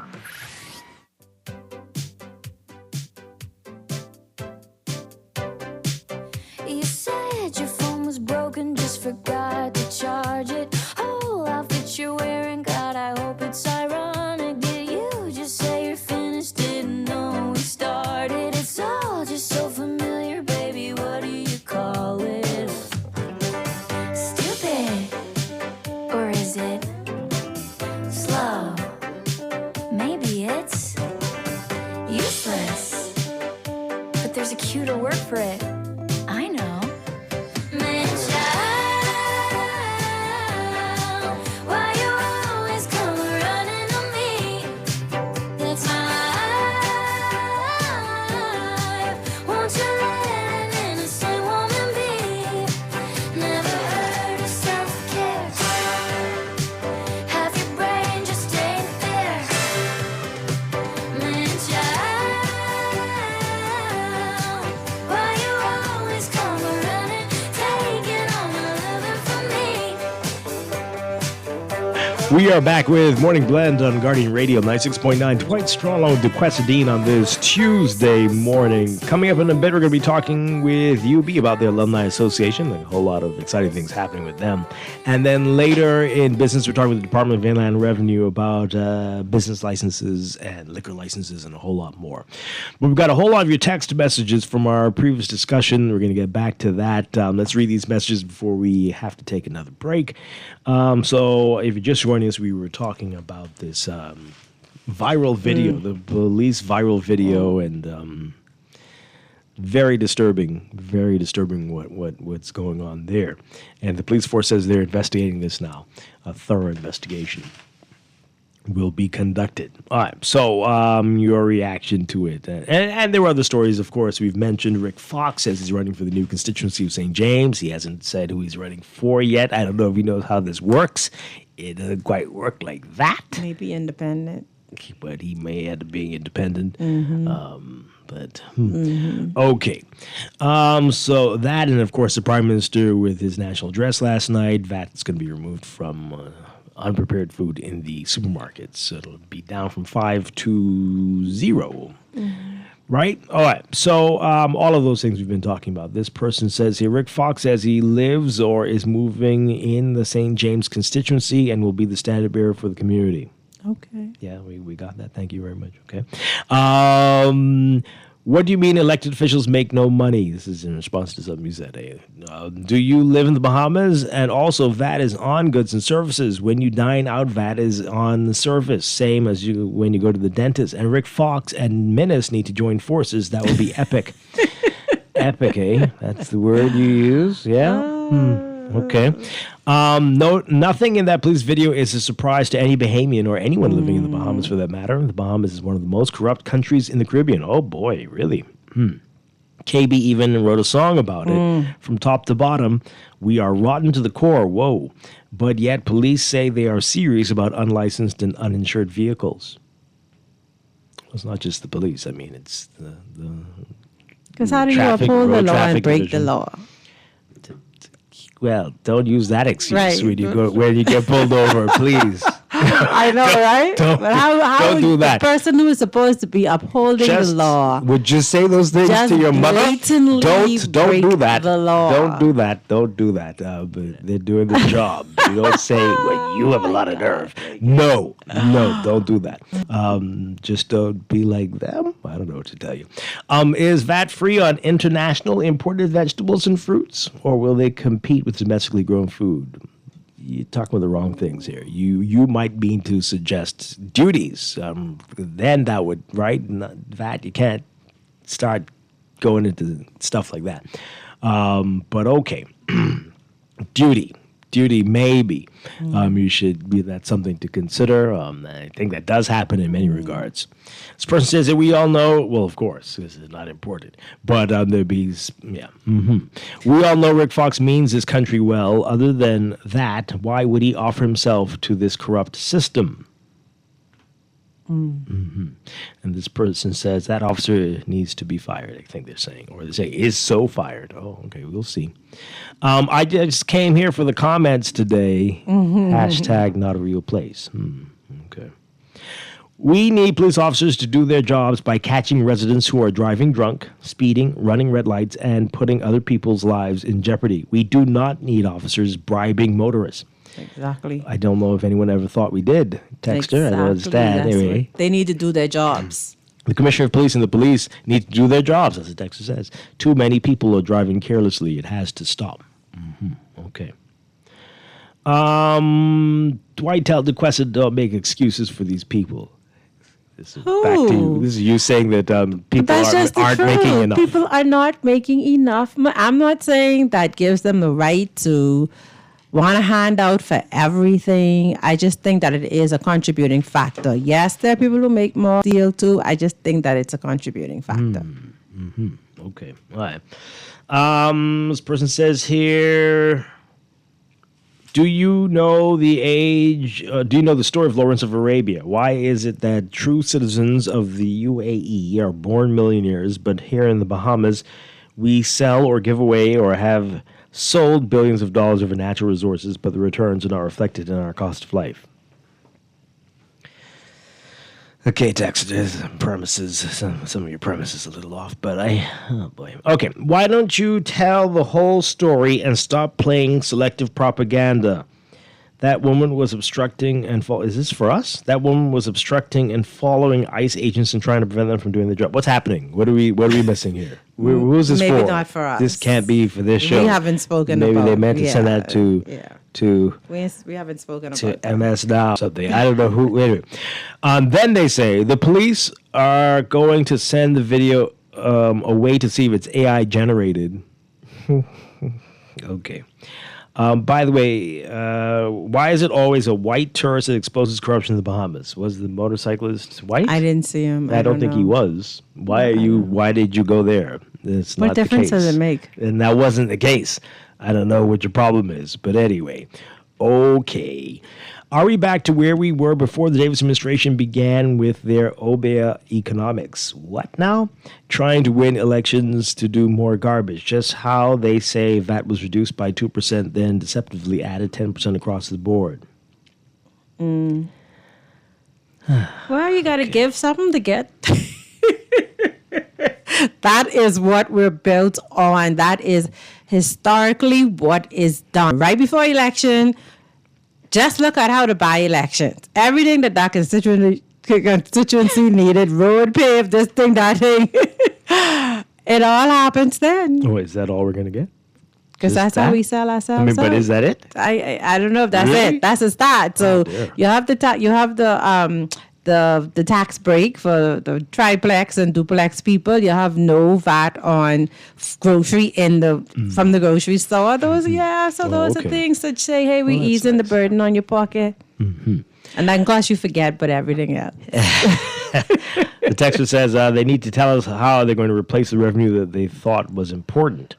By reducing the VAT in this way. Yeah, I'm editing a bit there.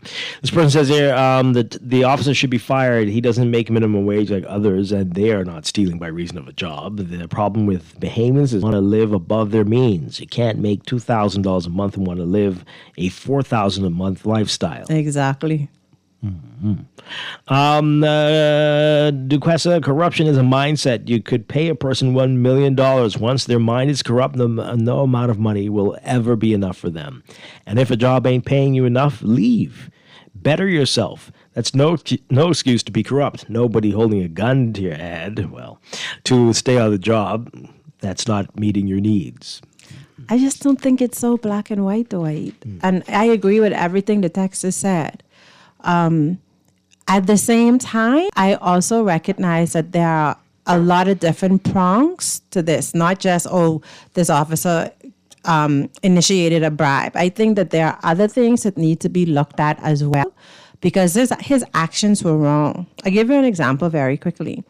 So on the weekend, I had to go pick up an item from the new G, I think the boat. First time process doing this or whatever, right? Mm-hmm. So I'm in my car driving to Potterski Dock, and there's this taxi driver. He is offloading tourists, right? Some of them cross the street. Some of them are still getting out of his white minivan, not van, like a white bus type. Mm.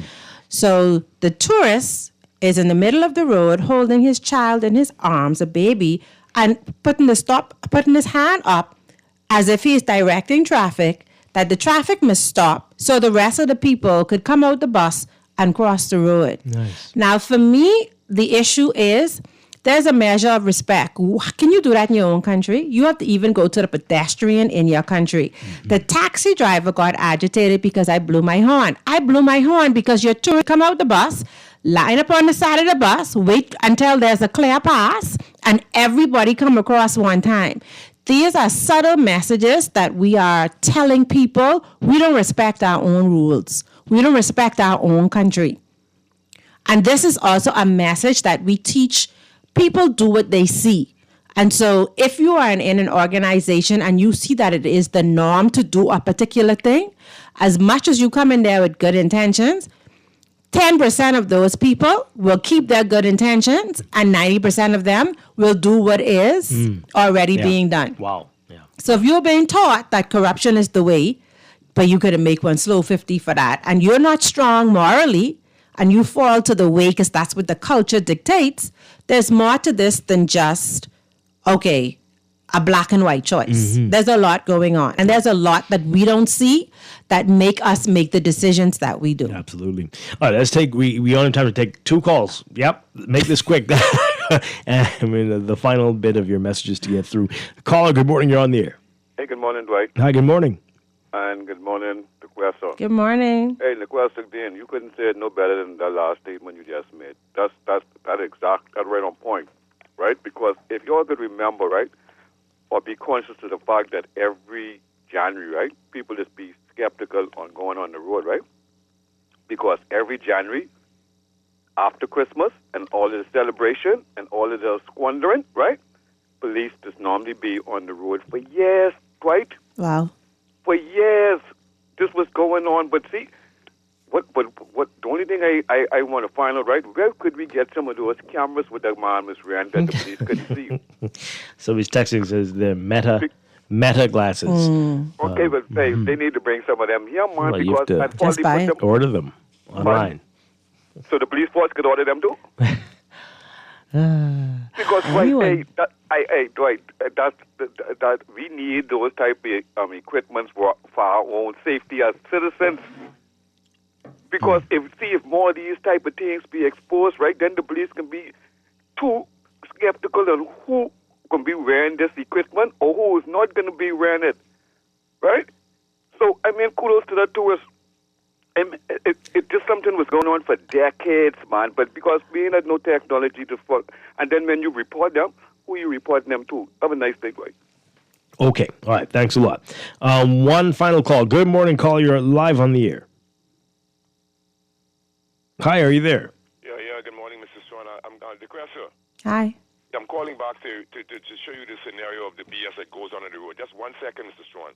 I was traversing east on East Bay Street just before you reach Bayshore Marina and those marine places right there, right? Mm-hmm. There's a white gentleman who has a truck partially obstructing the eastern bound left lane, right?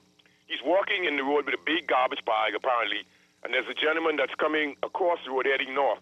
Now, I am driving, that road, speed traffic is pretty fast, so I'm trying to get to the Montague Rump. I don't have no idea what this imbecile is doing, but because he's white, he walks in the middle of the road, and the guy proceeds towards him, and they pass up a big black bag in the middle, and then as I blow my horn, he looked at me as if I was doing something wrong. That's exactly what's going on. I don't know who he's supposed to be, but he looked at me. But what I'm saying is, Mr. Strachan, it's not the question of what he's doing. The question is, I'm a driver, and I don't know what the heck his intentions are. So let me show you how imbecilic people are. You know, and nothing is being done. But they won't give you a ticket for riding around with seatbelt for making 5 miles an hour because the government needs money. And this is what they do. Give thanks. Thank you. All right. Messages as we go to the break. This person says here, I think those actions happen when the proper hiring practices are replaced with a list from Mr. or Miss MP with instructions to hire. So no proper vetting takes place, and in some cases, they don't have the basic qualifications that are required for the job. I feel like this practice is the norm and rampant in the public service. Wow. And donations for body cams, ridiculous. That's part of their uniform. Lord help us. Okay. If the Commissioner of Police can literally be fork-fed cake by the Prime Minister, then why can't a young, enterprising officer make a little cash on They're not duty? connected. They are definitely not connected. And if our Governor General could be fed cake at the exact same time from the Prime Minister. There's a common thread here. They were both. The recipients of the cake are women. Right. If you're not prepared to feed male counterparts cake, don't feed the women cake on TV, so let's just camera. be fair, and I agree with you. Feeding cake I to agree people with you. who aren't your child or wife. 100% For the agree love of with you. God. But don't try and make it seem like it was only the police commissioner that he fed. There were both of them there, so don't be selective. Stop feeding people cake. And stop feeding people cake. I agree. Stop feeding people cake. It's not a wedding. But y'all stop making it seem like he only fed the commissioner of police cake. He fed the Governor General first. He feeds women. And then so Mr. problem. Prime Minister, That's a stop problem. feeding women cake and causing issues. Stop feeding everybody cake. Wow. Okay, Texas, you're really funny though. That's Right. ridiculous. That's really. Oh man. Wow. Okay. Not to change the subject, they're talking about. Let's not change the subject. We did talk about that earlier. The 26-year fugitive who's been returned to the Bahamas. The case of Andrew Valentino Williams is one of many examples that signify that capital punishment does not necessarily deter or discourage violent crime or murders. I don't understand where you're going with this, because that didn't happen. But anyway, the robbery and murder committed by Mr. Williams on Long Island took place literally weeks after the last hanging was carried in the country in January 2000. Okay. Furthermore, after Mr. Williams was granted bail, he allegedly committed another murder by stabbing an individual to death following an argument at a nightclub, prior to absconding to the United States to commit further crimes and eventually being... So he was out on bail when he escaped? Wow. Well, I guess that would make sense, yeah. To commit further crimes and eventually being caught and imprisoned. Just thought that this should be considered and kept in mind when persons continuously advocate for the death penalty as a deterrent to violent crimes and murder. Well, okay, I hear you. Well, I guess people would say, though, that if he had been executed, he wouldn't have been committing all those crimes and would have been a fugitive for 26 years. So No. Okay. Only food with 5% VAT is free. What about insurance and utilities?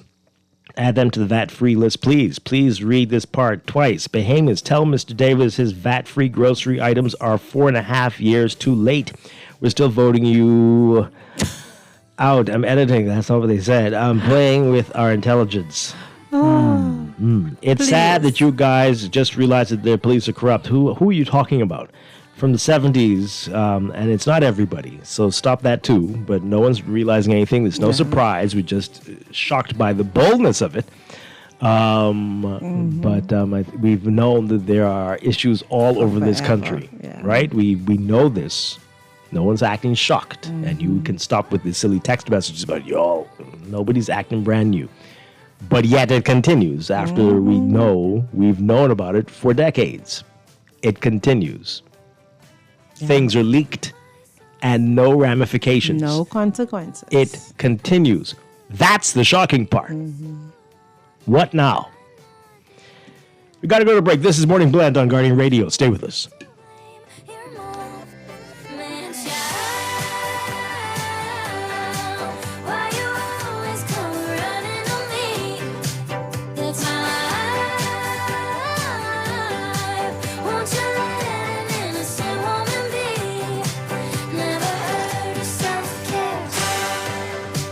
Have your brain just staying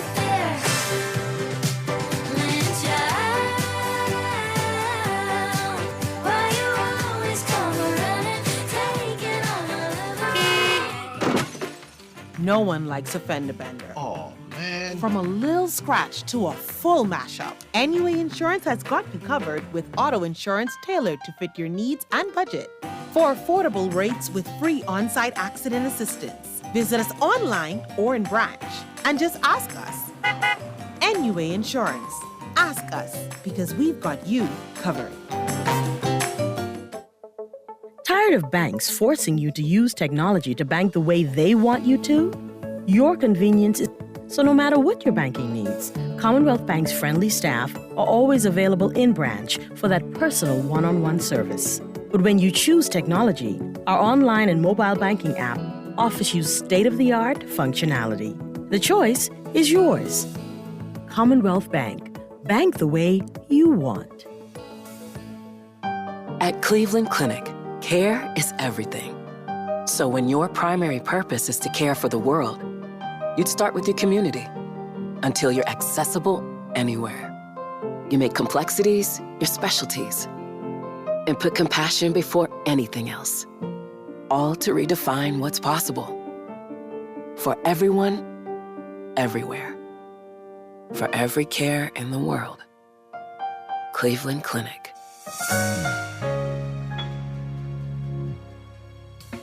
Struggling to find your financial rhythm?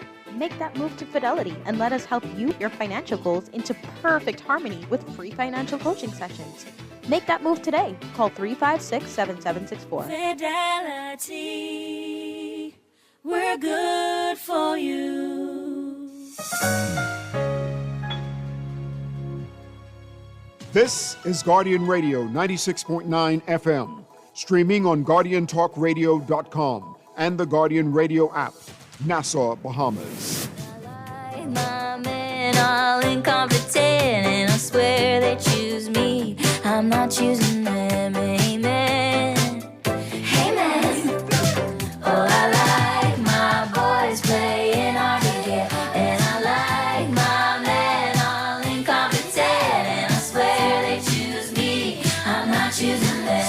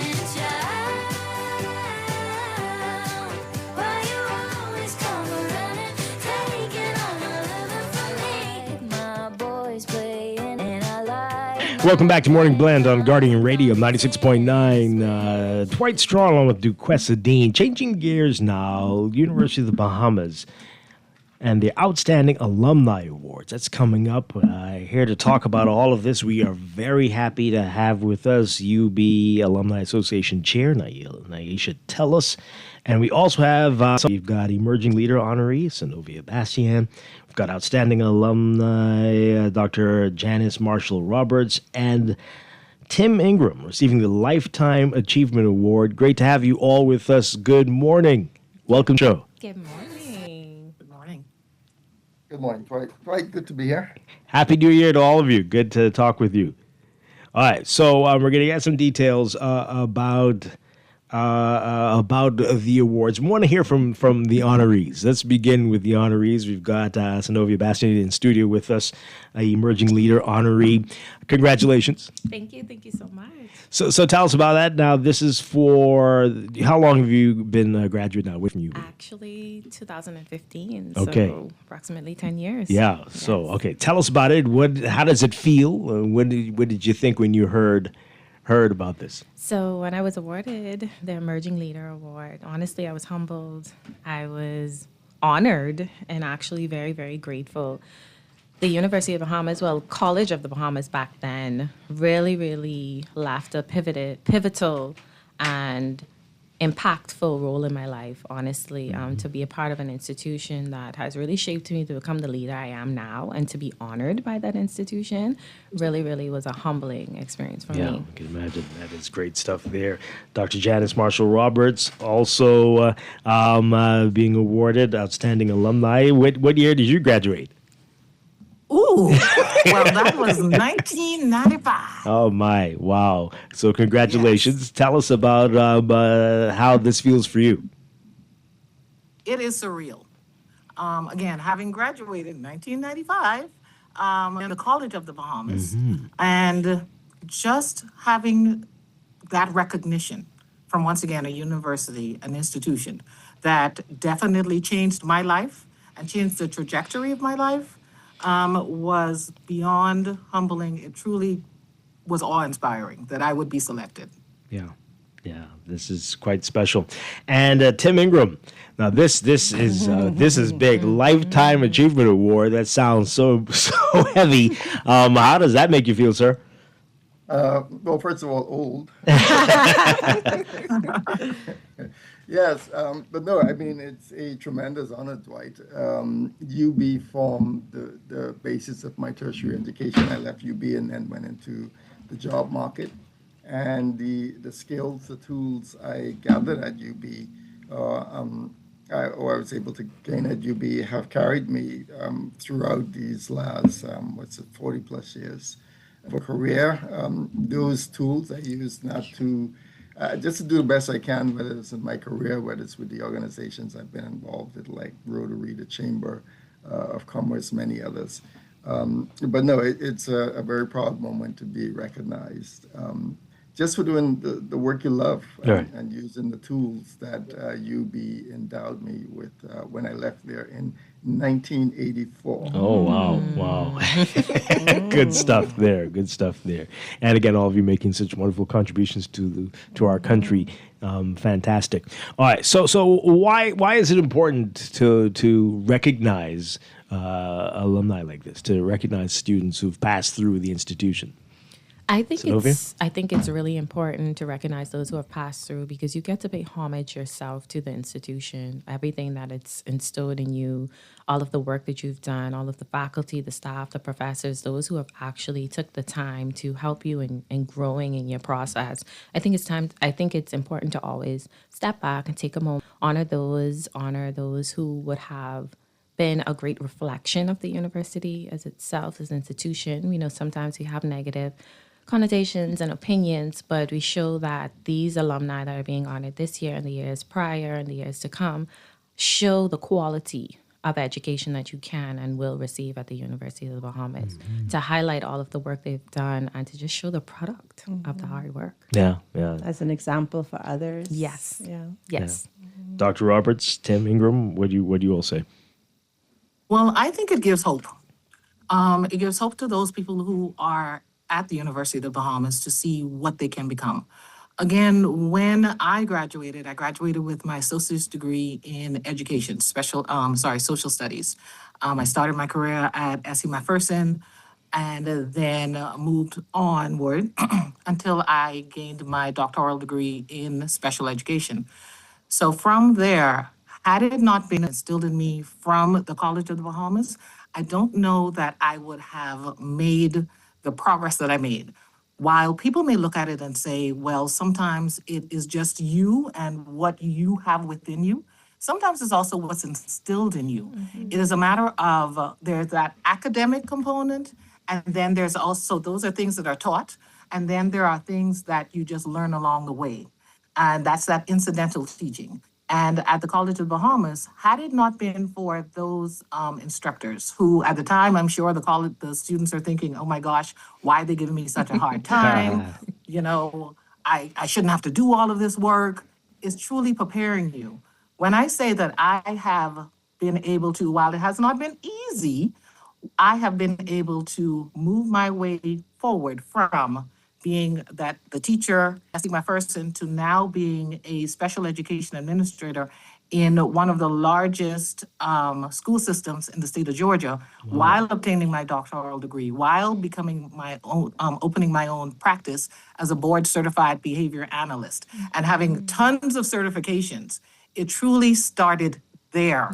The expectation. I still have some thoughts that some instructors shared with me that I would repeat to people as I'm training them. So it truly is that start that made a difference for me.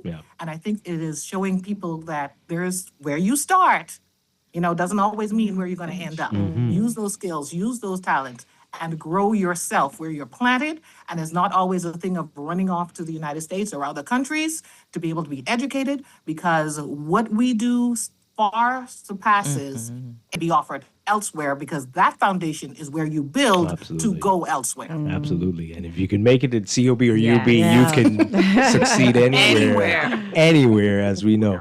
Tim, I'm sure you have an interesting perspective on this. Yeah, I mean, I echo what my fellow honorees have said already about this. But I think it's also important that you build an alumni. First of all, as Dr. Roberts said, so that persons who are at UB, persons who are coming through, can see the product of UB. When I look at around me and some of the leaders in our country, in the financial services and other arenas in our country, many of them are UB graduates. And I think it's important that persons see that, who are coming up, younger persons, see that UB offers me this opportunity to be a world-class successful person. But then it's also critical to help build the Alumni Association of the university. Many organizations, schools, universities have very strong alumni associations, which really add and enhance the organization.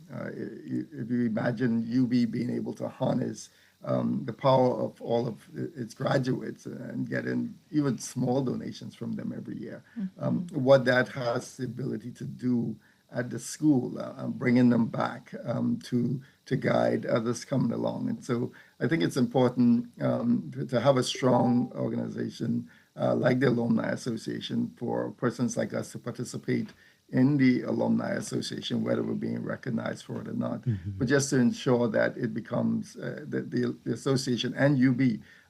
Dwight, most of the persons who go to UB and education at UB stay home and build this country. We know that a lot of persons that go away to school don't come back. And so I think it's critical that we, UB, its Alumni Association, are strengthened to be able to maintain as many young people as we can at home, providing them with a world-class education to help build our country. Absolutely. All right, so Dr. Janice, I'm trying to remember your face. I was class of 94, so we must have been roaming around at the same time.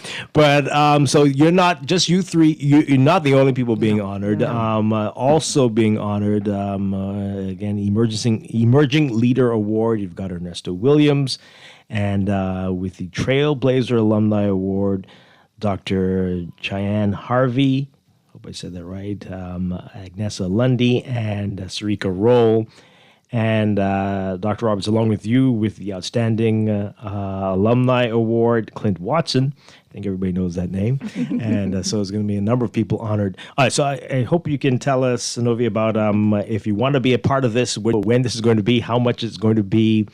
Give us those details. Yes, of course, Dwight. So for the Alumni Awards, it will be held on February 7th, all right, at the Harry Seymour Library. The ticket price is a mere $175. We know that this is a donation to our wonderful institution, and so we encourage all to be a part of it. It will be an awards reception starting at 7 p.m. to 11 p.m. every year. It's amazing. I would have been on the position of secretary on the Alumni Association board a few years ago, assisting with the planning and everything. So I can assure you that it's a great time to honor, a great time to fellowship, a great time to network. And so we encourage everyone to save the date. Tickets are available for purchase at the Alumni Affairs office as at today or on sale. So if anyone's interested, please reach out. Yeah, wonderful stuff.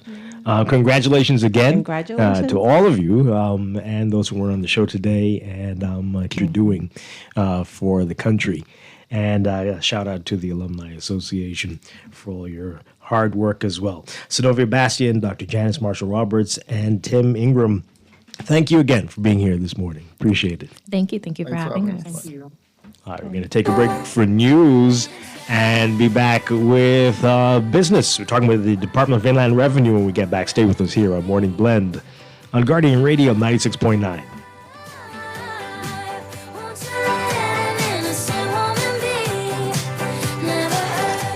In the world of business, technology is not a choice. It's a necessity. And for businesses that demand excellence, there's only one choice for unparalleled support and cutting-edge technology. Custom Computers. You have challenges and we have solutions. Computing, networking, storage, and printing for enterprises large and small, aligned with premium brands like HP, Microsoft, Konica Minolta, and more. Get tech done the right way with Custom Computers. Call the know-how team at 396-1101. Looking for insurance that fits your lifestyle and your budget? At Star General Insurance, we've got you covered.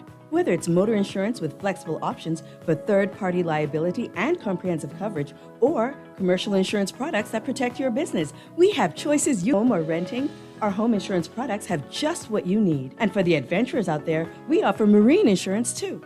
Visit our website or social media pages for contact information and quotes. Star General, insurance made simple.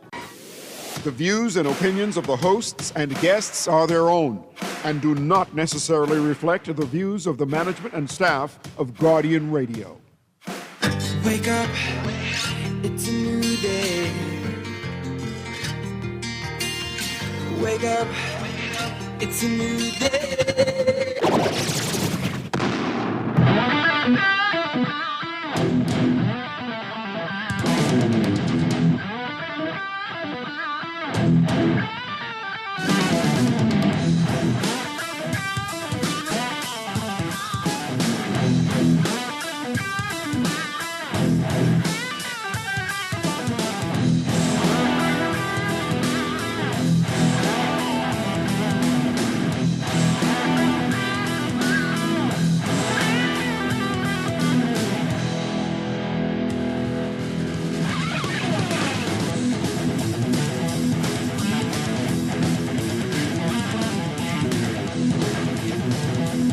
Good morning and welcome to Morning Blend Business on this Tuesday, January 13th, 2026. Welcome back to our Morning Blend listeners. Once again, I'm Dwight Strachan along with Duquesa Dean. And this morning we are talking with the Department of Inland Revenue. It's that time of year, business license, people thinking about that. And there's some other key changes. We're going to get an update about all of this with Training and Communications Manager Bimod Todd. Good morning, sir. Happy New Year. Great to have you with us. Thank you for having me. Happy New Year to all of your listeners and to yourself. I hope you've had a great start to the year so far. It's been interesting. It's been interesting. Yeah. All right. So taxes. It's taxes. Hey. All right. So business licenses. We know some key deadlines. There's some important things that people need to know if they haven't dealt with this already. Set it up for us. So we are in our business license renewal period, which is from the 1st of January until the 31st of January. We are both reminding and encouraging persons in this period to do their business license renewal. I know a lot of persons, even based on the fact that they see the 31st of March on their license, sometimes think that's the renewal date, and that is actually not the renewal date. Now, the department, based on basically the amendments in the bills, persons are allowed to have their license until the 31st just because they're going through the period. But without penalty, you have to renew your license between the 1st and the 31st. Mm-hmm. And we've been trying to make it as easy as possible to assist persons with the renewal process, because we know sometimes persons get intimidated with technology. That's a change that we've been trying to move to go completely digital in everything that we actually do. So a part of the process right now is we are in-house. From Monday, we have walkthroughs that we're doing 3 times a day from 10 to 11.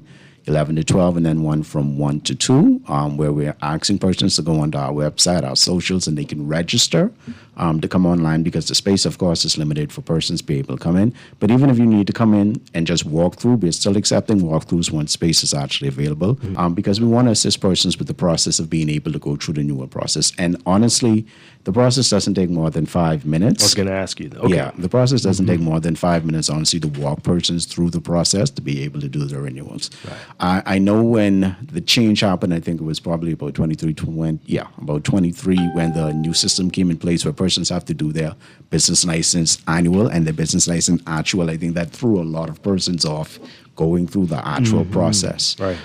So basically, right now with the renewal, you have to do your business license annual, which would have been, say we're in 2026. So the revenue you would be putting in would be the revenue that, of course, would have been for the year 2025. So when you start the process, of course, you go to our website, finance.gov.bs. You would log in. For those persons that don't have an account, we actually encourage you to please sign up. We had an expo this weekend with the Chamber of Commerce, where they were also partnering with us and a number of other government agencies, including NIB and other persons, physical planning, for the same reason, making it available for persons to get assistance to walk through the process of getting their license renewed. And even if they had questions about starting, they were in place to actually assist persons. Right. I found something interesting, and I don't know how many businesses may actually have this. So we are encouraging persons that we actually had a client that someone else was doing their license for them, which is fine, but they didn't have an account themselves. Oh, wow. So they couldn't do the renewal. I mean, the good thing about it is it doesn't take very long to actually sign up and register for an account. So less than 5 minutes, they were able to do their own account on the website, and we were able to link their account. Now, the good thing is they had all of their documentation and everything, so we could have verified that they were the actual owner. There's also, to say to persons, we can't tell you how to do your business at the end of the day, but we encourage you that even if someone else is doing your business on your behalf, have access to your account. Absolutely. All right, so what's required if you want to sign up? What do you need to do? Do you have to come in, or can you do that entirely online? You could do the process yourself online. You can actually just go to the website, inlandrevenue.finance.gov.bs. Once you have an account, like I said, you sign in, you go to returns, because you'll see returns, and then you'll see tax returns, and then you start the tax return process. It's a 2-part process. The first part, of course, is you're going to have to do your business license, actual annual, and it's going to ask you for what the tax type is. So in the drop-down box, you will actually see where it says business license, actual annual, and you would choose the year 2025. Right. Then you would start the process, and it's supposed to go through until you get to where it basically sees view details. When you get to view details, you click on view details. Depending on how many businesses you actually have, because some persons have more than one business under their 10, then for each of those businesses, you would actually have to just go to change, and when you scroll down, you'll see where it asks you for your turnover. Put in your turnover and save. If you have 5 businesses, then you have to do that for each of your different businesses. Provide evidence there at that time? And I'm getting to that part of it. Now, as long as you are under 250,000, and this is what we're encouraging persons, if your revenue is under 250,000, we encourage you, just go through the renewal process. You can always go back, amend, add the additional details, or even make amendments and corrections. But the most important thing is to go through the process so you avoid the fees. What we've noticed is a lot of persons, they jump onto the system 2 times, at the very beginning of the year and at the very end of the month, which a lot of times causes a lot of persons not to be able to get into the system to do their renewal. And so we're encouraging persons while you have time, because honestly, it's easier now to just go in, do the renewal. If you have to do an amendment, go back and do so. Now, what my good lady here mentioned is the fact that you will see on your license that sometimes that the license is extended until the 31st, because the payment for the business license is up until the 31st. But we also, based on, like I said, the bills in the act, persons' license is still good until the 31st in terms of the fact that we know persons have to go through the process to have it renewed and to make their payment. Right. But we're encouraging persons either way to do the renewal aspect of the process. So that way, basically, before February, even before March, you would already have your new business license to be able to show in your stores and in your different locations. Yeah. Can you say what percentage of people are doing it online versus coming in? Because I know around this time of year, DIR, it gets a little frenetic. I would say this year has actually been pretty good in terms of the lines. because we've had, honestly, on a day-to-day basis, client services ladies down to the front who've been doing an excellent job, by the way. I have to give a shout out to them as well as the business license and registration units. I think on average they had about 100 to 120 persons that have been coming in on a day-to-day basis, but we haven't had any complaints because they've been getting them in and out. I think the biggest day has been about 220 persons. Wow. But because, like I'm saying, the process is straightforward in terms of once you have an understanding of what it is that you're actually doing, you're able to get in and get out. I think what happens for a lot of persons is because the process is two-part. Because basically once you finish the business license annual, then you have to go back and literally do the same steps for the business license estimate for 2026. And a lot of persons, I think, get intimidated and think that they're completed, and then they notice that they get the fee and the charge, and they be like, why am I getting this? Because you did one part of it and not the actual process. So the process, again, is a two-part process. You go through and you put in the annual, and then when you finish, you go back and do the same thing. You put in the estimate. And for the estimate, the year you put, of course, would be 2026. Now, the one change I know in details a lot of persons see is when you're doing the annual, you would see view details. When you go to do the estimate, you see add details. And I think persons even get stuck on that sometimes. So it's basically the same thing. All you're doing is adding details, you're putting in your information, and you go forward. Now, the one thing I have to remind persons to avoid, because this has happened with a number of businesses, when you are going in and putting in your annual estimate or your annual, please do not put in any information where it says C state, because that will automatically cancel your license. And we've had persons make the mistake of going in, and when they see C state, and I don't know if it's because they weren't paying attention to the details, and they've actually put in information inside of it, and that has canceled out their license. What is that? C state? C state. So when you go in, you will see it actually says C state, because a lot of persons don't, and they think, okay, if I don't use my license, then there's no cost, there's no charge. But the reality of it is, you have a responsibility at the end of the day to inform us if you're going to either do one or two things. Either if you're going to just suspend your license because you're not doing business, or outright cancel your business. But what we encourage persons to do is, look, even if you're not doing business at this time, simply renew it. There's no cost right now up to 100,000. If your business revenue turnover is less than 100,000, there's no charge to renew your license. So basically, we encourage persons, even if you're not doing the business, just renew the license so that you still have it active. And if you do make a decision that, look, you know what, I don't want to do this business anymore, then you can go in and you can actually terminate your business. So that's no charge up to January 31st. No charge up to January 31st. After January 31st, 12/01, there will be charges for everyone who didn't renew the license. But my thing is, it's free. Up to 100,000, it's actually free. Now, when you get to 100,000 over, then of course there'll be charges based on your actual turnover and revenue. And in addition to that, as long as you're below 250,000, you don't need a certificate. So if your revenue is 250,000 to 4.99 million, you need an accounting certificate from a BICA certified accountant. If you're 5 million or more, then you require basically an audit. And so that we can understand if you're up in that range, then of course you may be delayed because you need to have your audits actually done and you need to have your accounting certificate. But up to 250,000, you can go through the renewal process without even the documents and just go back, amend, and add your documents on. So really, there's no excuse not to do the renewal. Yeah. Wow. Okay. So earlier you said, you gave us an example of someone that didn't have access to their own account to do their renewals. If there's someone listening in that type of situation, what could they do to gain access to their own account? The first thing we would tell you to do is, first of all, go on to our website, again, inlandrevenue.finance.gov.bs, create an account. Because basically you see where it says login and you'll see register. Create an account. Once you've actually created your account, you can then actually contact us either by email or coming in and asking for assistance for somebody to actually connect it actually to the account that you created. Now, of course, you would have to provide the documentation to verify what past business licenses or whatever else. But it's a very simple process. But I am encouraging persons who are getting into business even from the very start. Even if you're intimidated by the computer and other things, you may say, I don't have the time for it, that's fine. But don't ever be the person that locks yourself up. Like I said, we can't tell you how to do your business. But like the person came in for assistance with renewal, and when we went into the system, they weren't the one that set up their account. So they didn't even have access. The documentation and everything was correct. But that just shows that at the end of the day, you don't want to be in a place whereas you can't do businesses for yourself because you may not even Very be able to tell dangerous. if you can't sign in Right. what taxes and stuff are actually on your account based on that. So that's something to also consider. Yeah. We're talking with Beaumont Todd with the Department of Inland Revenue.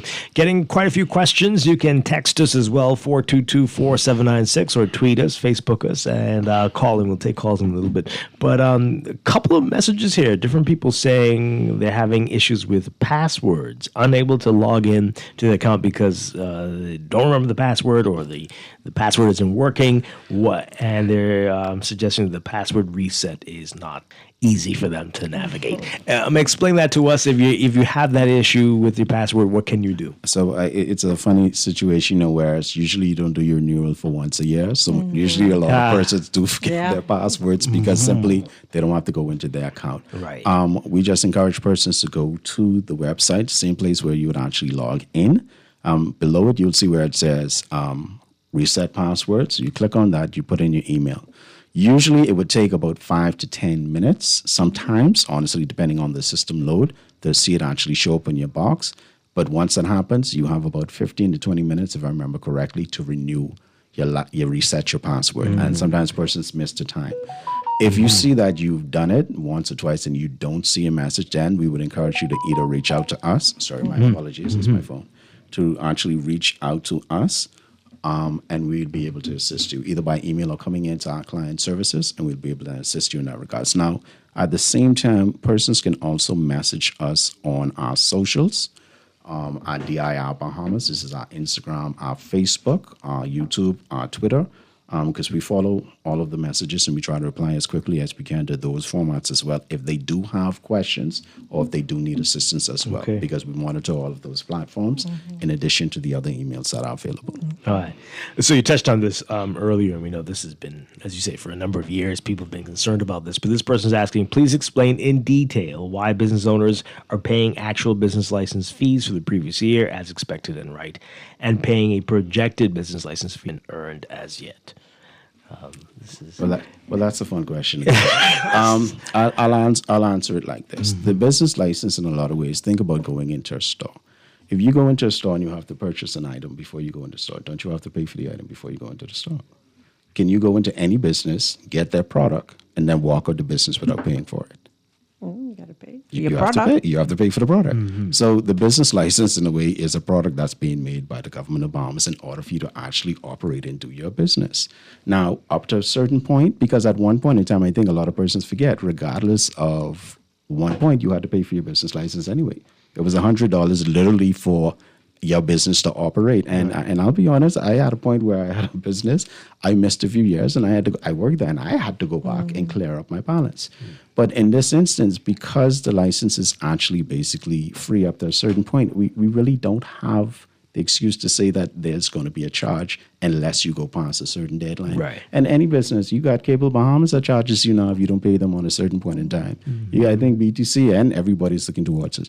So it isn't as if it's a practice that is an illegal practice or something that is uncommon.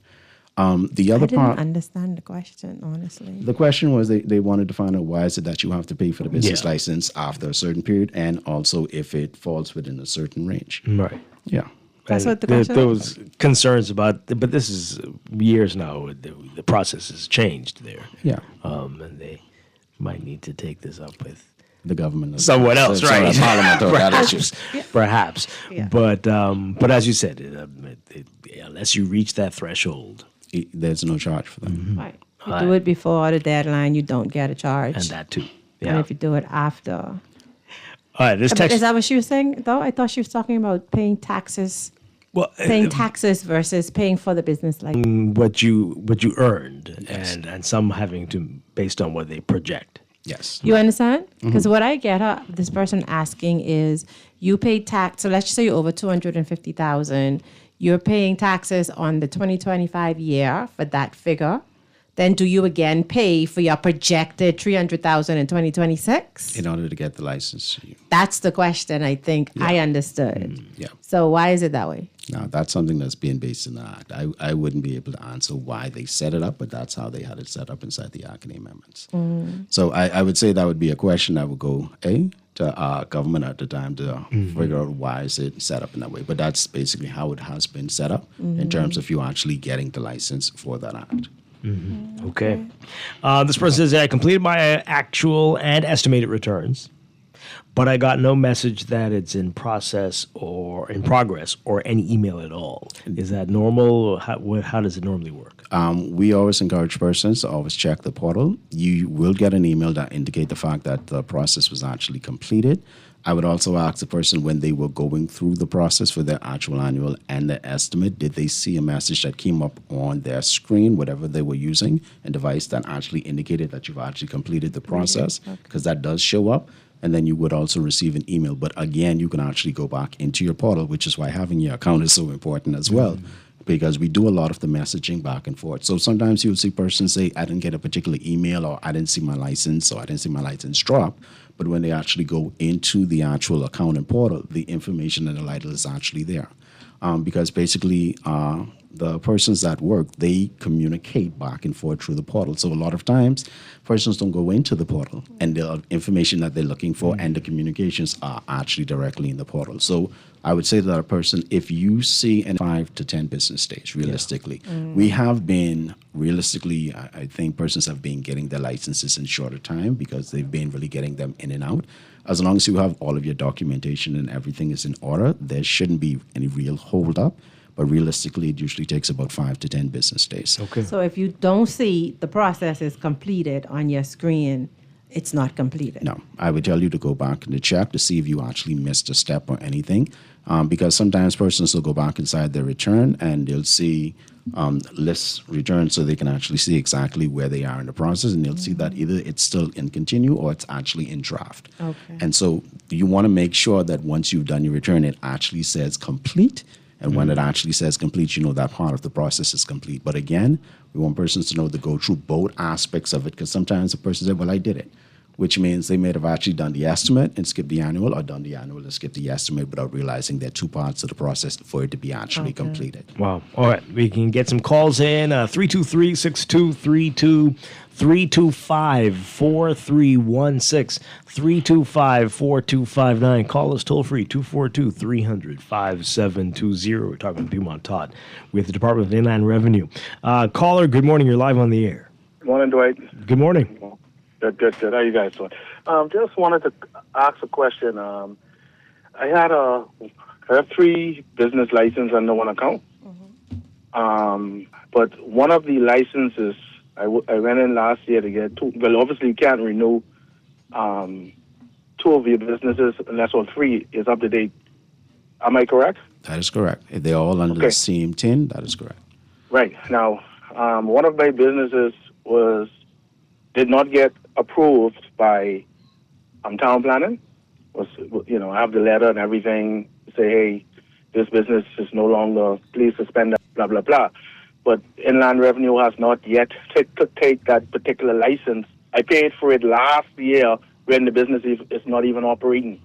And I presented the letter to show them that particular license has to be taken off my account. But it's still there. I still have a business license for that particular account. Now, coming again to get my licenses renewed this year, that business license is still there. I presented them with the letter again. That would cost me pay a penalty last year because that particular license, I'm not even operating that business, but it's on my account. I went in, and it's still on my account. And what do I do to rectify that situation? I deleted it this time, but I still can't go through to step 5, submitting my returns, because it say one of the licenses has not been completed, even though I don't even see it on there.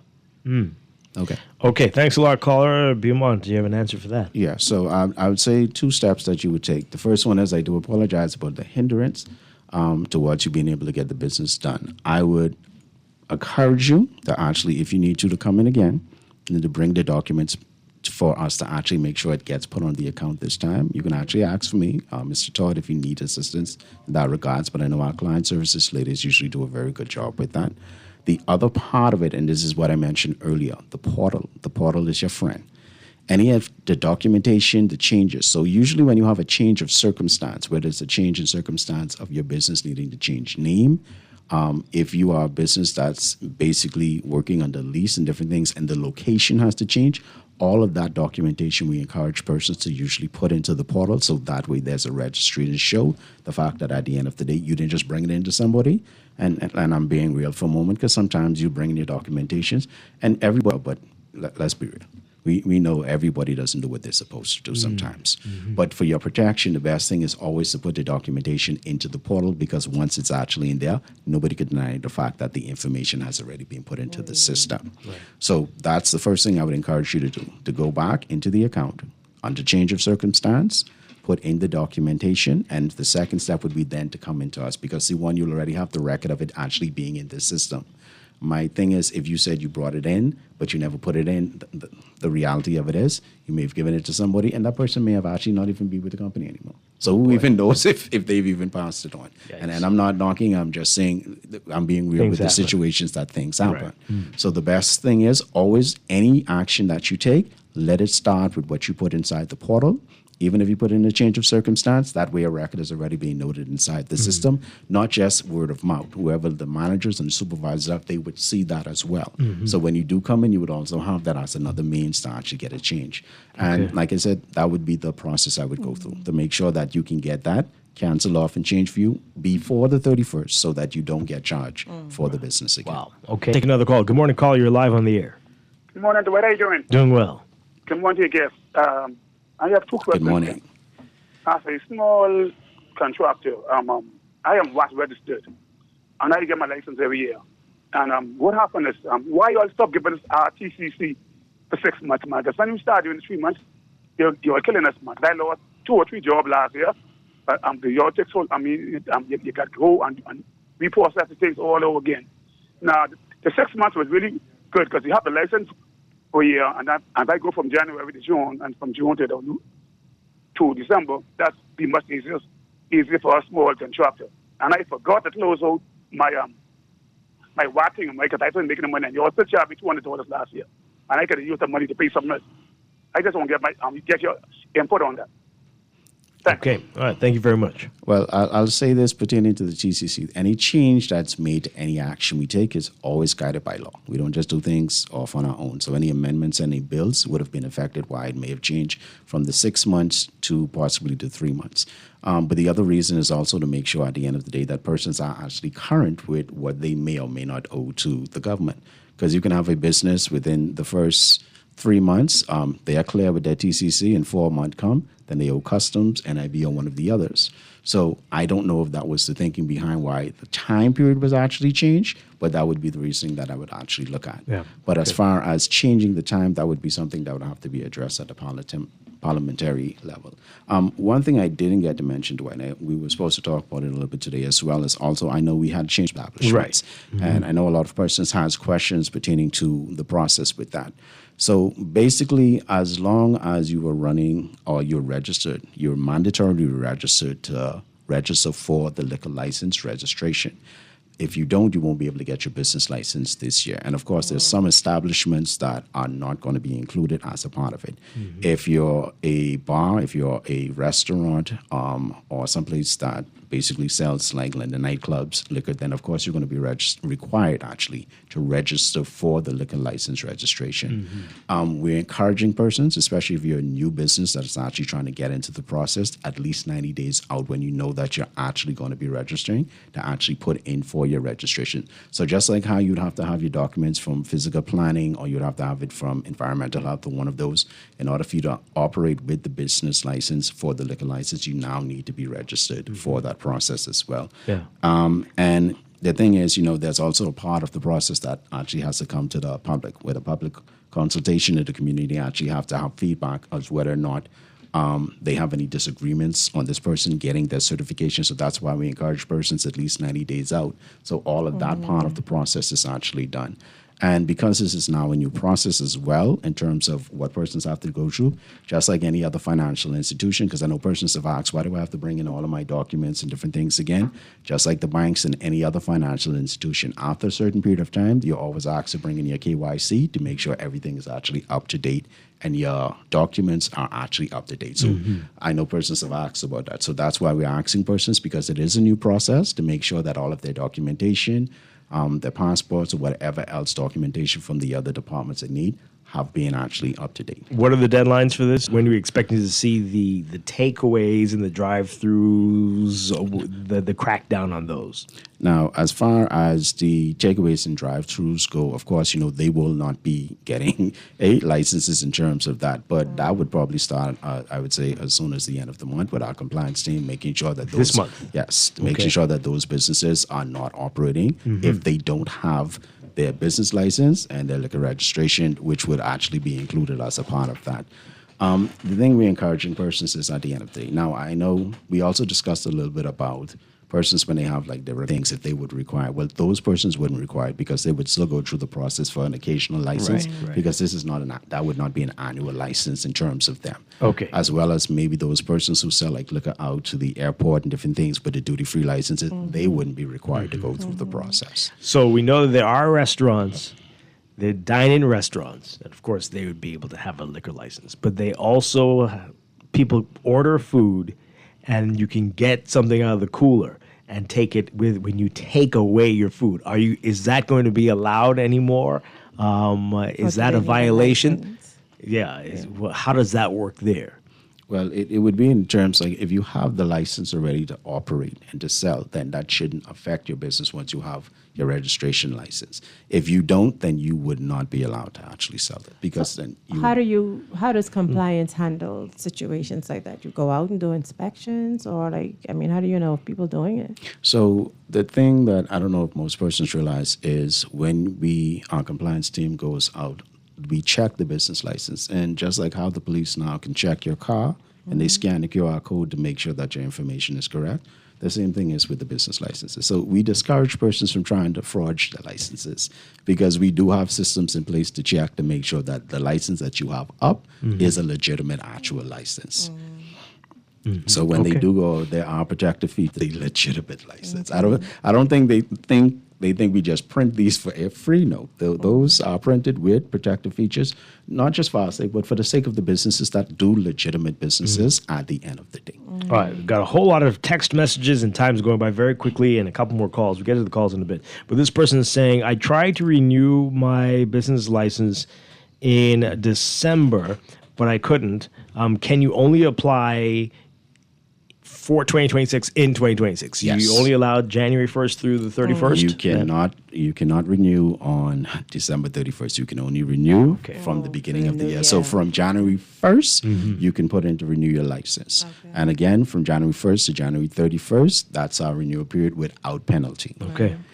Go ahead. Another question about the paying for your projected revenue. They're saying, oh boy, where did it go? Okay. I used to have a business license because I had a small home-based business that did not make $100,000. I've not renewed my license in a few years because I have not done any business. Why do I have to pay for business license? You already explained this. Why do you have to pay for business license based on a business that I have not done for a few years? You already explained what you need to do. You need to say it again, I guess, Beaumont Todd. I'll try to say it as gentle as I can. At the end of the day, we are responsible for our own actions, including our own businesses. If you don't decide that your business is even generated, because things happen. You could have a business that's very profitable for a few years and you have a few difficult years. And in those few difficult years, you're not really doing business. At the end of the day, as far as we are concerned from a system perspective, your business is still actually in operation. So it's actually up to the business owner to inform the department of any changes that occurs with their business. So if it happens that you're not doing it responsibly to let us know that, look, I need to suspend my business or I need to temporarily cancel the business for the time period. And when that happens, then there's no issue. But as far as our system goes, if the business is still there, years pass, you don't come in, then we think the business is still inside operation, and we wouldn't know that unless you actually communicate that. Right. Yeah. This person says it's still confusing. I make under 100,000 and had to pay $100 for 1 year and another $100 for the upcoming year. So $200. Is this still the case? Did they renew on time? That would be my first question. That's the only reason why that would happen. That if you didn't actually renew within the renewal period, then you would actually The free period. Yes, within which is until January 31st. After that, you pay. You will automatically, the system will automatically actually charge you after that particular period. And if you paid on time, if you tried to renew on time and you only made 100,000, what would happen? 100 or less than 100,000. Okay. Less than 100,000. If you made less than 100,000 and you renewed on time, you wouldn't have any issues. Right. If you see that you did go and do the renewal properly on time within the time period and something still happens, then we ask you to just come in, communicate that to us so we can actually take a look at it to see what's actually going on. But realistically, on any normal operating system, as long as you are within the time period that it's supposed to be, there shouldn't be any issues to the account. I just want to let persons know as well, along with what we're doing with the weekly walkthroughs, we're also going to have 2 pop-ups, one starting on this weekend at the Mall at Marathon between 10 a.m. to 3 p.m. It's going to be basically the entire Department of Inland Revenue's team. So whether you need assistance with business license, whether you need assistance with real property tax, whether you need assistance with VAT, we are also encouraging persons to come out and get that assistance. If you just have some questions that you need to answer, we'll have our whole team actually out there to be able to assist. Along with us, UNIB, physical planning, and a number of other government agencies.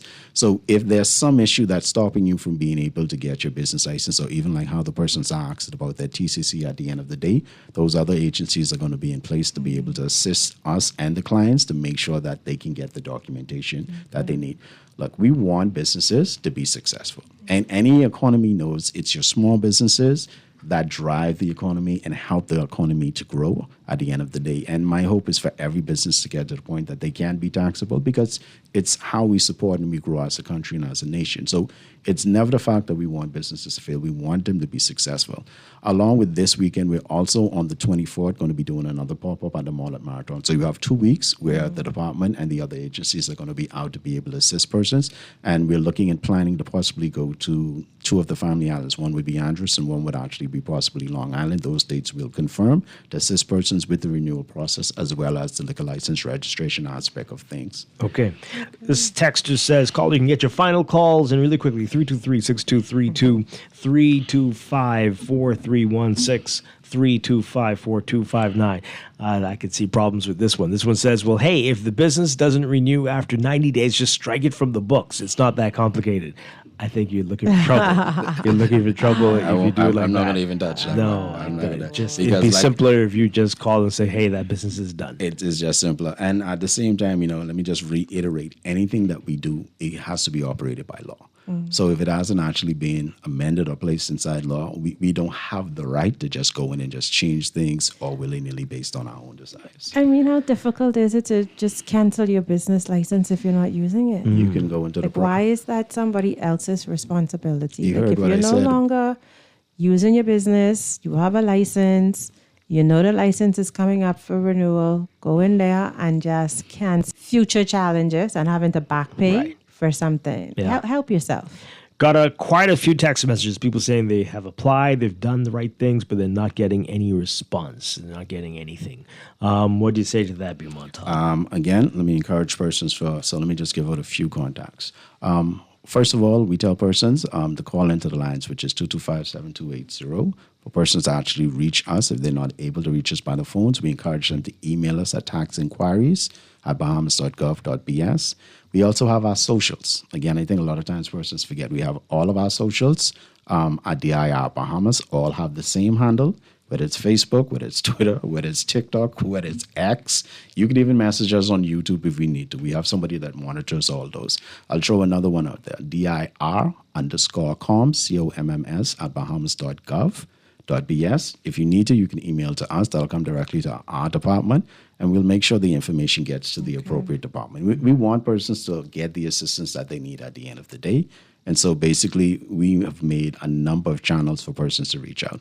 And these other events, we want persons to come out to get the assistance that they need at the end of the day. What should they bring with them? If you're coming to do your renewal and you're under 250,000, I would tell you just come in and just do the process to get it done. Bring your ID. To bring your ID so that you can verify for actually your account. Now, we tell persons if you have to upload your financials, as well as if you have your bank statement, if you need to make sure that those documents are ready, available where you can just email them to us, and then they can be quickly just added onto your account so that you can go through the process.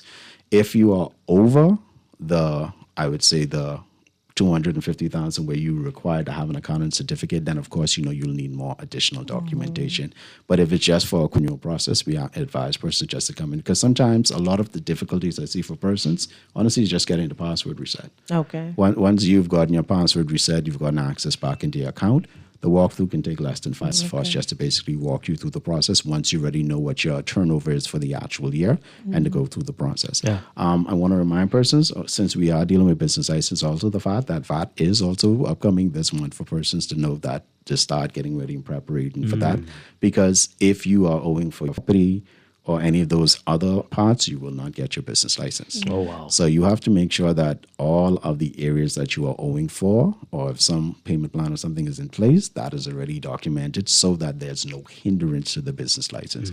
A lot of times persons will have everything else in the business license straight, but then they have an issue with their real property, or they have something owing for their VAT. And I think one of the callers had mentioned that himself about getting a charge. So realistically, we have to make sure at the end of the day that all of the documentation and everything and all of the taxes that are owed are actually paid up. Okay. Piedmont Todd, thank you so much. Great information. And I appreciate you being here this morning. Again, Training and Communications Manager with the Department of Inland Revenue. Piedmont Todd, thanks. Good seeing you. Thank you, man. Just want to let persons know real quick before I go where they can also reach out if they do have questions about the liquor license registration.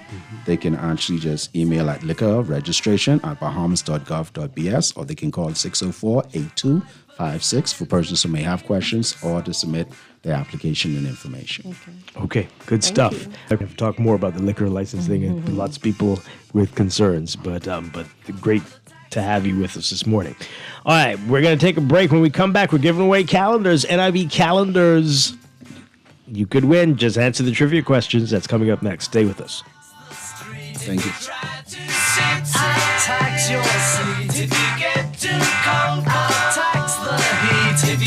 At CFAL, we understand that a secure future is the greatest gift you can give your employees. That's why our tailor-made group pension solutions are designed to fit the needs of both large and small companies. With CFAL, you can provide the retirement you and your employees deserve, ensuring peace of mind and financial stability for years to come. Join the many businesses that have already entrusted CFAL to create the right pension plan for their employees, and let us help you build a brighter future for your team. Visit us at cfal.com to get started on building wealth so you can live well.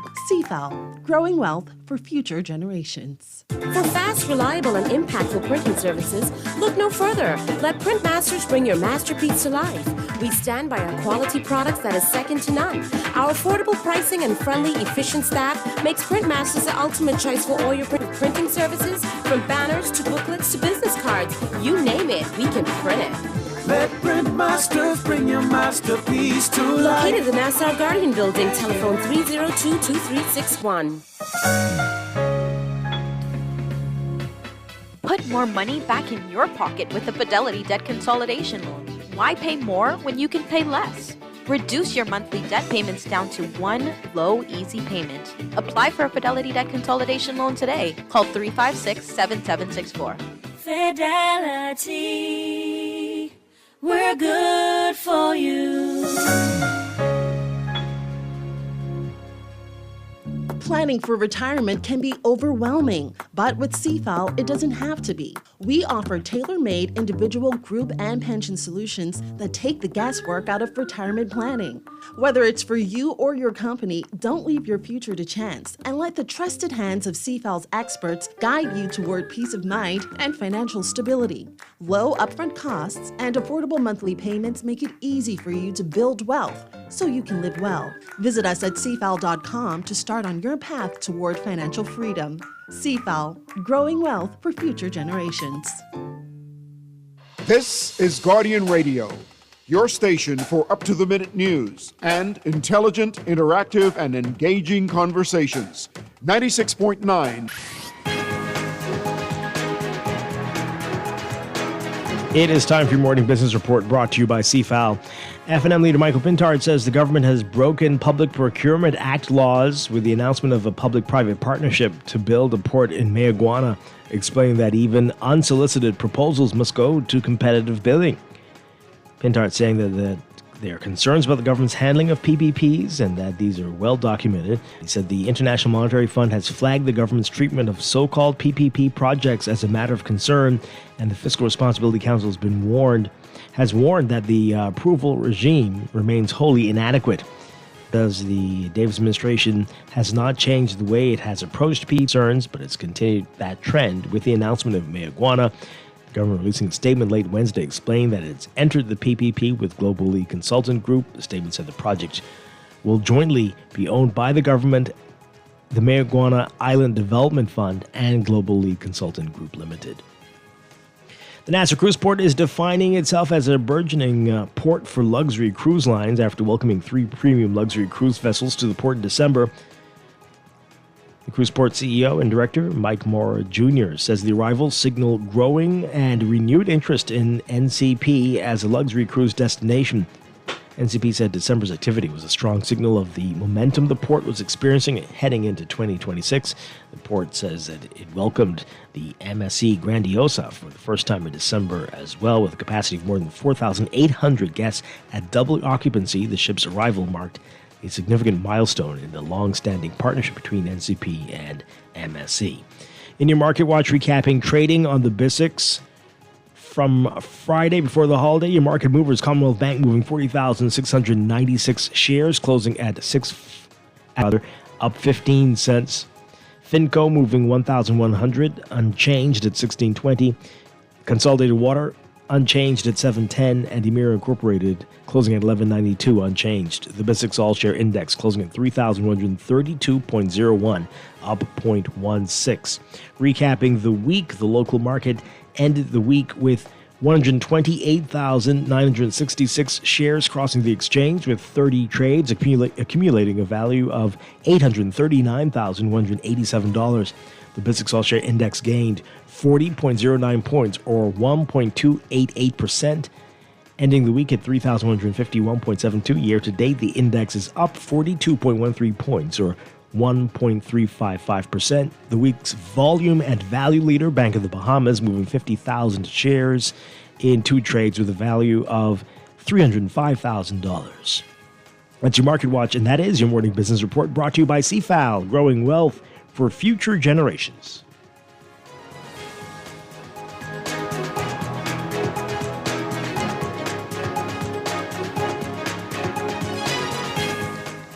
And as we wrap up the show, we're going to be doing this all week, maybe a couple of weeks. The 2026 NIB calendars are here. They're available to the public. And we're going to give away some calendars. We're partnering with NIB to get you your calendar. 6 calendars is yet, Duquesa? Digital? Oh, boy. All right. You still need one to hang up, mark up, and no, you don't do that. My that. dad likes to do that. Yeah, I still do that in the office. No, I don't. And then, Anyway, so these will be quite handy. All you have to do is answer some trivia questions. Some of these are quite fun, but this one's pretty easy. Let's see. This one might be too easy. But let's start off easy. What does NIB stand for? Oh, I know.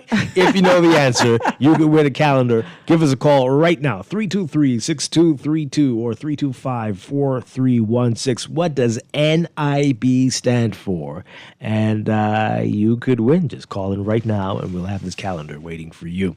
And we're going to be doing trivia like this every day for the next couple of weeks, and you could have a beautiful NIB calendar waiting for you. Caller, do you have an answer to the trivia question? Yes, I do. National Insurance Board. Hey, you're so smart. Congratulations. Stay on the line. Give the producer your name and number, and you can come and pick up your calendar at the Nassau Guardian when you give them your name and your number and your ID. Thank you so much for calling. Thank you for listening. Congratulations again. That was quick. Thank you. Yeah, because we're out of time. That's Right. good. Thank you very much. DeQuesta Dean, thank you so much. Thank you, Dwight. I'll Have see you an next amazing week, Bahamas. And I'll be back tomorrow morning with more Morning Blend and Morning Blend Business right here on Guardian Radio 96.9. Everybody have a great day. Stay tuned for On the Clock with Aaron Green next.